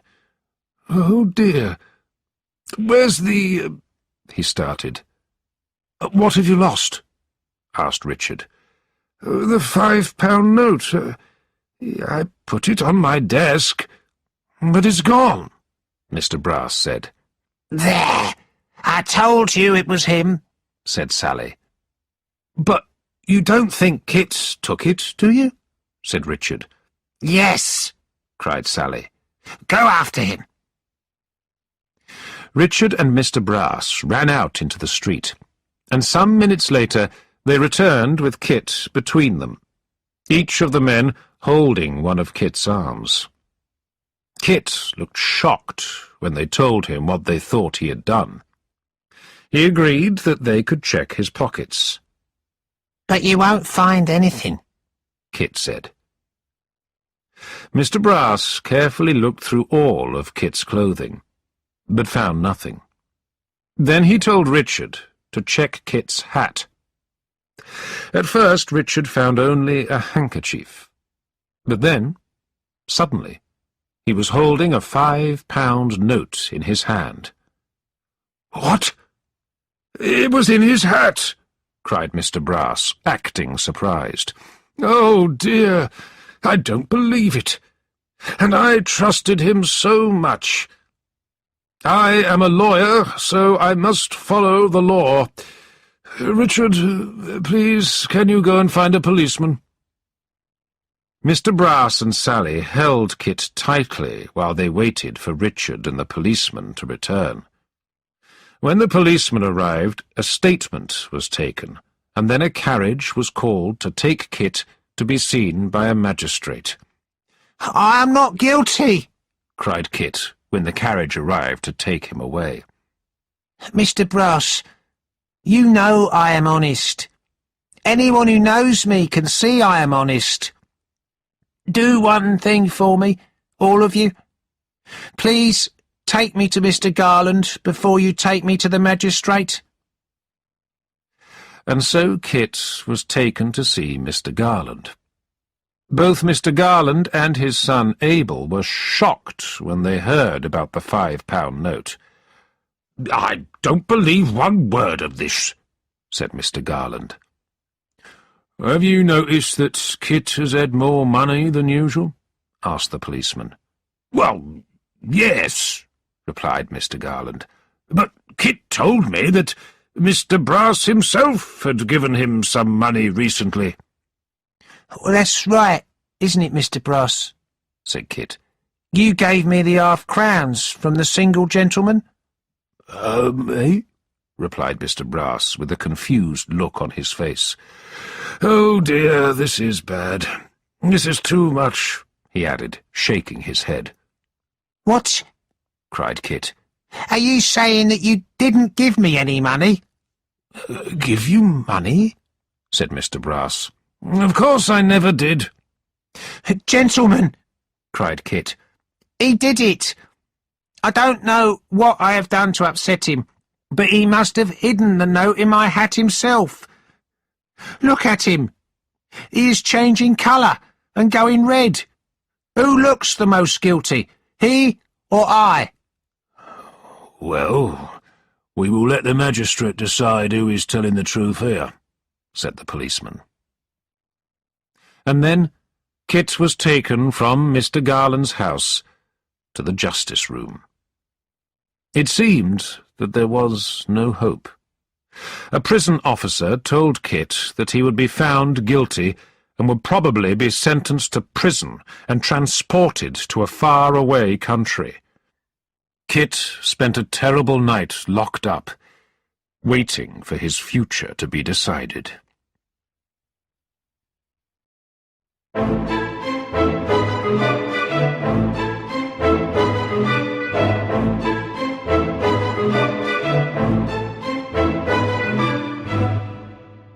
Chapter 17. There is hope for Kit. Several evenings later, Daniel Quilp asked Samson Brass to come and see him at his boatyard. Mr. Brass hated going to that place. It was far away, dark and dangerous. When he reached the boatyard, Mr. Brass knocked on the counting-house door and walked inside. After some moments of conversation, Quilp told Mr. Brass why he had asked to see him. "I told you to get a clerk, and you did," he began. "Now, I'm telling you to get rid of him." "What?" said Mr. Brass in surprise. I brought Richard Swiveller to you so that I could know where he was and what he was doing," replied Quilp. "He wanted to marry Nell because he thought her grandfather was rich, but I thought he was as poor as a rat. That marriage would have been something to see. But if the lodger is looking for the old man, then he can't really be poor, can he? So there'll be no fun in helping Richard to marry Nell. None at all." "Oh," replied Mr. Brass. "And his friend, Fred Trent, has disappeared," said Quilp. "I've heard that he had to run away because he got into trouble. I think he's gone abroad. I hate him, so that's the best place for him. Far away." "Yes, of course," agreed Brass. "Swiveller is stupid and weak, and I don't want him any longer," Quilp told Brass. "Do what you like with him. Kill him, or let him die of hunger. I don't care. But as soon as Kit's trial is finished, get rid of Richard." A few days later, Kit's trial was held. The trial did not go well for Kit, and he was found guilty. Kit was shocked, and his mother was very upset and could not stop crying. Richard Swiveller kindly took her home. Then he returned to Mr. Brass's office. He was beginning to think that perhaps Kit was innocent. But Richard had some bad news of his own when he arrived at the lawyer's office. His boss told him that he was no longer needed there, and that he should look for work somewhere else. Richard was shocked and angry. He picked up his things and left without saying goodbye. The last few days had been difficult for Richard Swiveller. That night he became very ill with a high temperature. He went home and went to bed, and fell into a terrible half-sleep, during which he did not know what time or day it was. When at last he started to feel a little better, he realized that there was someone in the room with him. As he slowly opened his eyes, he saw the Marchioness. "Yes, it is her," he thought, "sitting at my table, playing cards by herself." When she saw him looking at her, she started to cry with joy. Richard had been very ill for nearly 3 weeks. When the Marchioness had heard that he was ill, the only person who had ever been nice to her, she had run away from Mr. Brass and Sally. She had stayed at Richard's apartment and looked after him. She told him that Kit had been sentenced to transportation, and that she felt terrible about it because she knew he was not guilty. She said she had heard Mr. Brass and Sally talking about Kit, and about how Daniel Quilp had asked them to get rid of the boy. She had also heard them planning to hide the £5 note in Kit's hat. When the Marchioness had finished talking, Richard was very upset and angry about what he had just heard. Kit really was innocent. Richard was too weak to get out of bed, so he sent the Marchioness to go and bring Mr. Garland at once.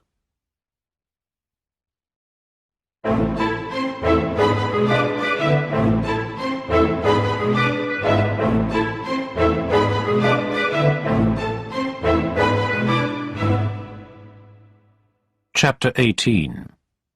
Quilp's luck changes. When Richard woke up the following morning, he could hear quiet voices in his room. Mr. Garland, his son, Abel, the single gentleman, and the Marchioness were all there. Before he ate his breakfast, he asked Mr. Garland an important question. "Is it too late to save Kit?" he asked. No, I don't think so," replied Mr. Garland. "With the information we have, we think we might be able to save him. But we are not sure that there is enough information to put Quilp, who is the real criminal, in prison." "Oh," said Richard, "but there must be a way of catching him." "Well, we hope that we can get Sally Brass to admit to what she has done. That might give us the information and proof that we need," explained the single gentleman. "When she finds out how much we know, and how we know it," he continued, "she will realize that she's in serious trouble, and she might want to tell us about her brother and Quilp." They decided to send a message, asking Sally to come and meet an unknown friend as soon as possible at a nearby coffee-house. It was only an hour or two later that Sally appeared at the coffee-house. She was shocked to see Mr. Garland and her lodger waiting there for her. "Miss Brass," started Mr. Garland, "we have found your missing servant girl." "Have you?" she said coldly. "That girl is trouble." Mr. Garland explained in detail what the Marchioness had told them, what she had heard Mr. Brass and Sally saying about Kit. When they had finished talking, Sally said nothing. "So," Mr. Garland then said, "I think you know the trouble you and your brother are in.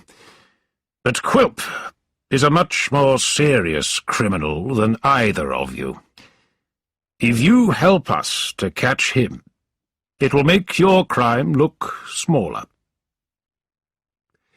Hearing this, Sally Brass said nothing but thought carefully. At that moment, her brother Samson Brass appeared. He explained that he had followed his sister and had been listening to the whole conversation. He looked terrible and had cuts on his face. "Look at me," he said. "Who do you think did this to me? Yes, Daniel Quilp. He is my client, and I try to please him, but he has treated me like a dog. Some of the truth is out now, and I'm going to tell you everything. I want to get him before he gets me." Then, very quickly, Mr. Brass told the whole story from start to finish. When he had ended his story, the men told him to write it down on paper. They said he would have to be sent to trial, too. Sally Brass was very angry that her brother had told them everything so quickly and easily, but there was nothing she could do. Later that evening, the written statement was taken to the Justice House. They were told that a warrant for Quilp's arrest would be prepared the next day, and that Kit would be freed very soon. Mr. Garland and the single gentleman returned to Richard's apartment to tell him the good news. He and the Marchioness were very happy to hear that Quilp would be arrested and Kit would be freed. The next morning, Richard received a letter from a lawyer. He did not know what this letter would say, but he opened it. He was shocked when he read it. In the letter, it read that his rich aunt had died, and that she had left him £150 a year. It was not the large inheritance that he had hoped for, but it would be enough for him to live a comfortable, if simple, life. "What a letter!" said Richard to himself, laughing and crying at the same time. "I will use this money to look after the Marchioness and make a lady of her," he promised. Quilp, who had not left his counting-house for several days, also received a letter.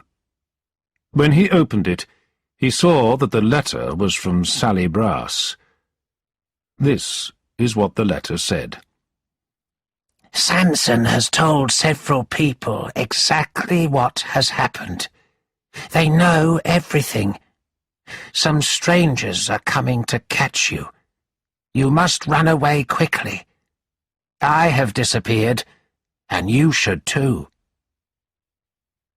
Quilp was shocked and angry. He decided that he would leave the boatyard that night while it was dark. He closed up the counting-house and pushed a few things that he might need into his pockets. As he did this, he talked to himself all the time. "Oh, Samson Brass, if I ever see you again, I will kill you," he cried. "But Sally, why did you let him tell them? You should have stopped him. Why?" At that moment there was a knock at the door. He blew out the candle, and suddenly it was quite dark. He walked through the counting-house and out through the back door to the side of the river. "I'll climb over the wall at the end of the yard and escape," he told himself. But as he moved in the darkness, he fell. The next moment he was fighting with the cold, dark water of the river. He could still hear the knocking, and now he heard shouting. He knew the voice. Yes, it was the young boy who worked for him. Quilp moved his arms and legs wildly and tried to call out to him. But it was too late. His clothes were wet and heavy, and the water pulled him down towards the bottom of the river, until he stopped moving. Quilp would never move again. He was dead.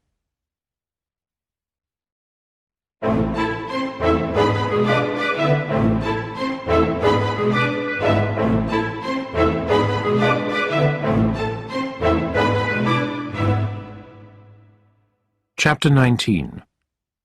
The Single Gentleman Shares His Story.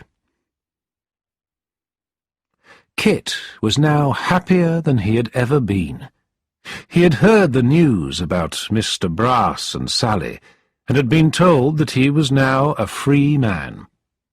Mr. Garland came as quickly as he could to get Kit from the prison and take him home. When they arrived back at the Garlands' house, Kit's mother was there, with his two brothers, and she was crying with joy. Mrs. Garland, Abel, Barbara, and the single gentleman were there too. They were all very excited and pleased to see Kit, especially Barbara. They laughed and talked and gave Kit special presents to welcome him home. After a while, Kit realized that he had forgotten to say hello to another friend. He quietly walked out to the back of the house, to the stables, where Whisker the pony was kept. He put his hand on Whisker's neck and spoke to him gently. As he was talking, he heard someone move behind him. It was Barbara. What was Barbara doing here? "Oh, Kit," she said, "is it really you? Are you really back here safe with us? Oh, we've missed you so much." She was standing quite near him now, and Kit could see that she had begun to cry. Without thinking about it, he put his arm around her and dried her cheek. She looked up at him, and again, without thinking, Kit kissed her. The pony suddenly moved, and Barbara, who was surprised, ran away. Later that evening, when everything was calmer, Mr. Garland asked to speak to Kit. "Would you come with me on a journey tomorrow?" he asked. A journey? Asked Kit. "Yes," replied his master. "Nell and her grandfather have been found, and we should go and see them. Nell has been ill and is weak, but I hope she will be better soon." Mr. Garland then told Kit the whole story. He explained that he had a very good friend who was a schoolteacher who lived in a village in the country. His name was Mr. Martin. He did not see this friend very often, but they wrote letters to each other. In one of his letters, Mr. Martin had described helping two new people in the village, a young girl and her old grandfather. He wrote about how they had been travelling and were poor. When Mr. Garland had read this, he thought they might be Kit's friends. So he wrote a letter asking Mr. Martin for more information. That very day, a reply had come which said that yes, they were Nell and her grandfather. Kit was very happy, and said that of course he would be ready for the journey the next morning. He found it difficult to sleep that night, because he was thinking about Nell, and about Barbara. Early the next morning, Mr. Garland and the single gentleman climbed into the carriage. Kit climbed up onto the back of it, and they began their long journey. They travelled all day and into the evening. After a long silence in the carriage, the single gentleman turned to Mr. Garland and asked him if he was a good listener. "Oh, yes, of course," he replied, "if the story is interesting." "Then there is a short story I want to tell you," the single gentleman began. "There were two brothers who loved each other a lot. There was an age difference of 12 years between them. Happily, they both fell in love, but sadly, it was with the same woman. The younger brother was the first to realize this, and he was very upset about it. When he was a child, he had been very ill and weak, and his older brother had looked after him very carefully for years. The younger brother decided not to say anything about the woman, because he wanted his brother to be happy. He left the country. The older brother married the woman and was very happy for a while. But then his wife died and left him with a daughter. This daughter was beautiful and was exactly like her mother. She grew up to be a sweet woman, but she married a terrible man who spent all of her money and was cruel to her. They were so poor that first her husband died, and then she died too, leaving 2 children behind. There was a son of about 10 years old, and a baby girl. So then their grandfather, the older brother, looked after them. He was very sad. He had lost his wife, and then he had lost his daughter, and he was by that time an old man. The 2 children grew up to be very different. The boy became just like his father had been. He was dishonest and lazy, and he had wasted a lot of the grandfather's money before he left to live on his own. The girl was sweet and innocent, just like her beautiful mother had been. She stayed with her grandfather and helped him to run a business, which was a shop selling old curios. The old man loved his young granddaughter very much. Her beautiful face reminded him of his wife and his daughter. But he was very frightened that the girl would have a sad and short life, like her mother and grandmother before her. During all these years, the younger brother was travelling in many different countries, all alone. No one knew why he had left England, and they thought it must have been for bad reasons. As he got older, he thought more and more about his older brother, and the happy times they had shared as children. The time came when he could bear it no more. He sold everything he owned. Now, being rich enough to look after both himself and his brother, he returned to London and knocked on his brother's door, said the single gentleman, whose voice had grown quiet and sad. Yes, said Mr. Garland, putting his hand on top of his friend's, and I think I know the rest of the story. Yes, agreed the single gentleman. You know all about how I have been looking for my brother and his granddaughter, and, until now, have had no luck. I really hope that this time we will find them.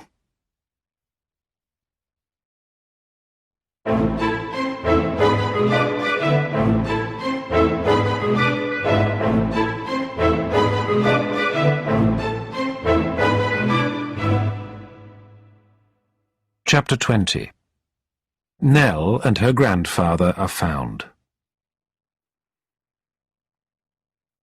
The carriage travelled on all through the next day, stopping only to change horses or for the passengers to eat. It was a very long and tiring journey, and Kit became very cold sitting at the back of the carriage. Soon it was dark again, and snowing, and there were many miles still to travel. At last, at around midnight, they arrived in the small village. Kit went ahead to look for Nell's cottage, and, when he found it, he saw a light through the window. He knocked on the door. There was no answer, but he could hear a strange noise coming from inside. It sounded like a person singing, or crying, or perhaps both.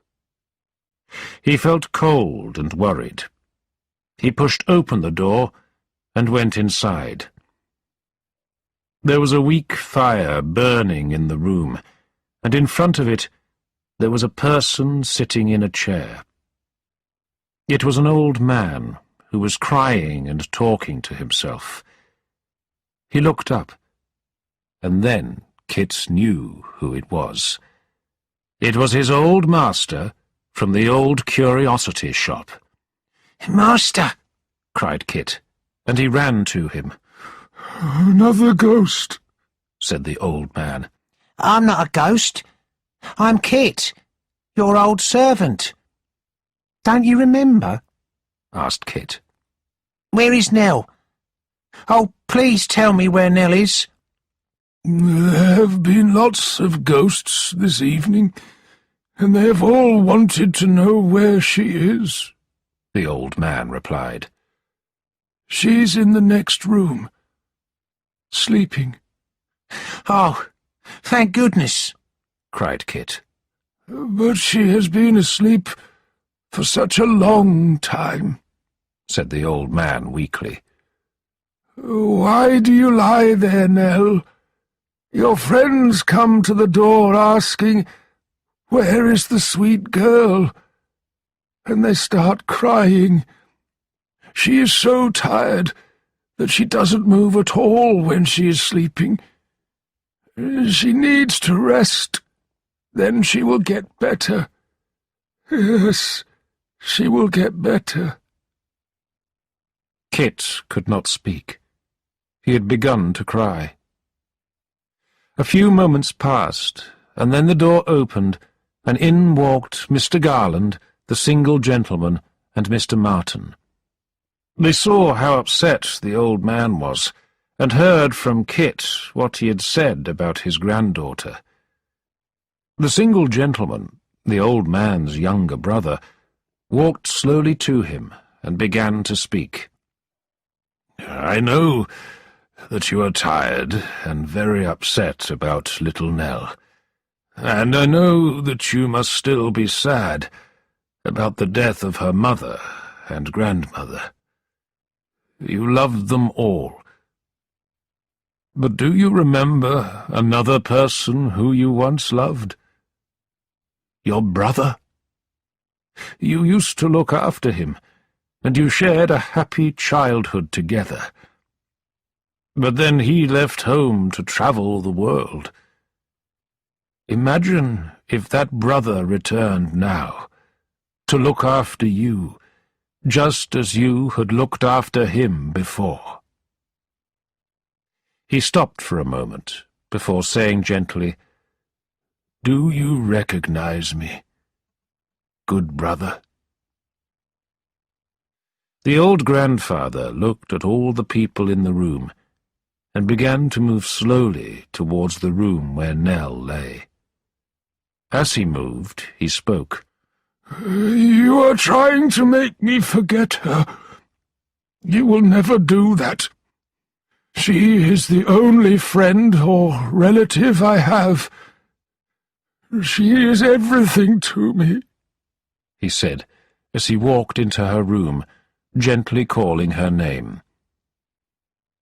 The others, who were worried about him, followed him quietly into Nell's room. They all felt very sad, and more than one of them was crying. Nell was dead. She lay on the little bed, white and not moving. The old man did not want to believe it. He held her hand, the same hand that had led him on their long journey, and said that he needed to keep it warm. But it was too late. Sweet, kind Nell was dead. She had been dead for 2 days. When she died, there had been friends around her, and she had died quietly and without any pain. She had never complained, and had been thankful to everyone who looked after her. They said that she had often spoken of the people who had been kind to her. She had said more than once that she would like to see Kit again. She wished that someone would tell Kit that she loved and missed him. The day of the funeral came, and many people from the village, all of them dressed in black, came to say goodbye to Nell. She was buried in the same churchyard that she had looked after herself.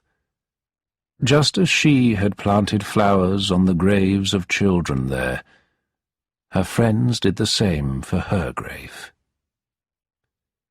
After the funeral, Nell's grandfather was taken back to the cottage.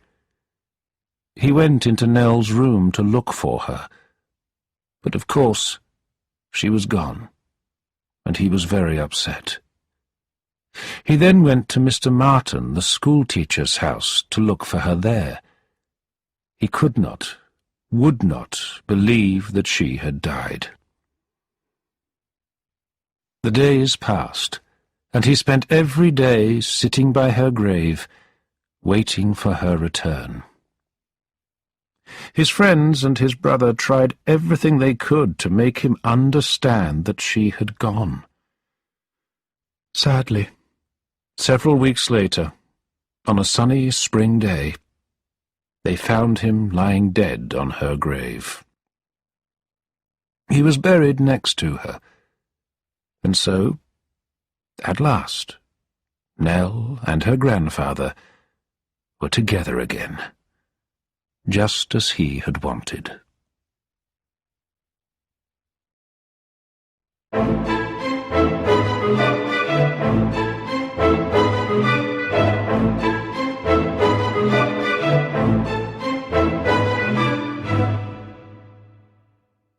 Chapter 21. The End. The story of Nell and her poor grandfather has now come to its end. All that is left to do is to tell you what happened to the other people who have been part of this sad story. Mr. Brass's trial was held, but because he was a lawyer and knew all the right people, he was not transported to a country far away. He was sent to quite a nice prison for a few years, and he never worked as a lawyer again. No one was sure what happened to Sally Brass. Some people said she had dressed as a man and gone to sea as a sailor. Others said that she had become a soldier. But the truth was that she had just disappeared, and nobody knew where she was. Daniel Quilp's body was found several days after he had fallen into the river. There was an inquest, but there was no funeral, and no one cared that he was dead. Mr. and Mrs. Garland carried on their lives as before, but with fewer people in their house, as you will see. Their son, Abel, went to a dance, where he met a very quiet lady and fell in love. In a few months he was happily married, and, in a few years, he had a quiet family too. Richard Swiveller slowly recovered from his illness, and received the money that his rich aunt had left to him.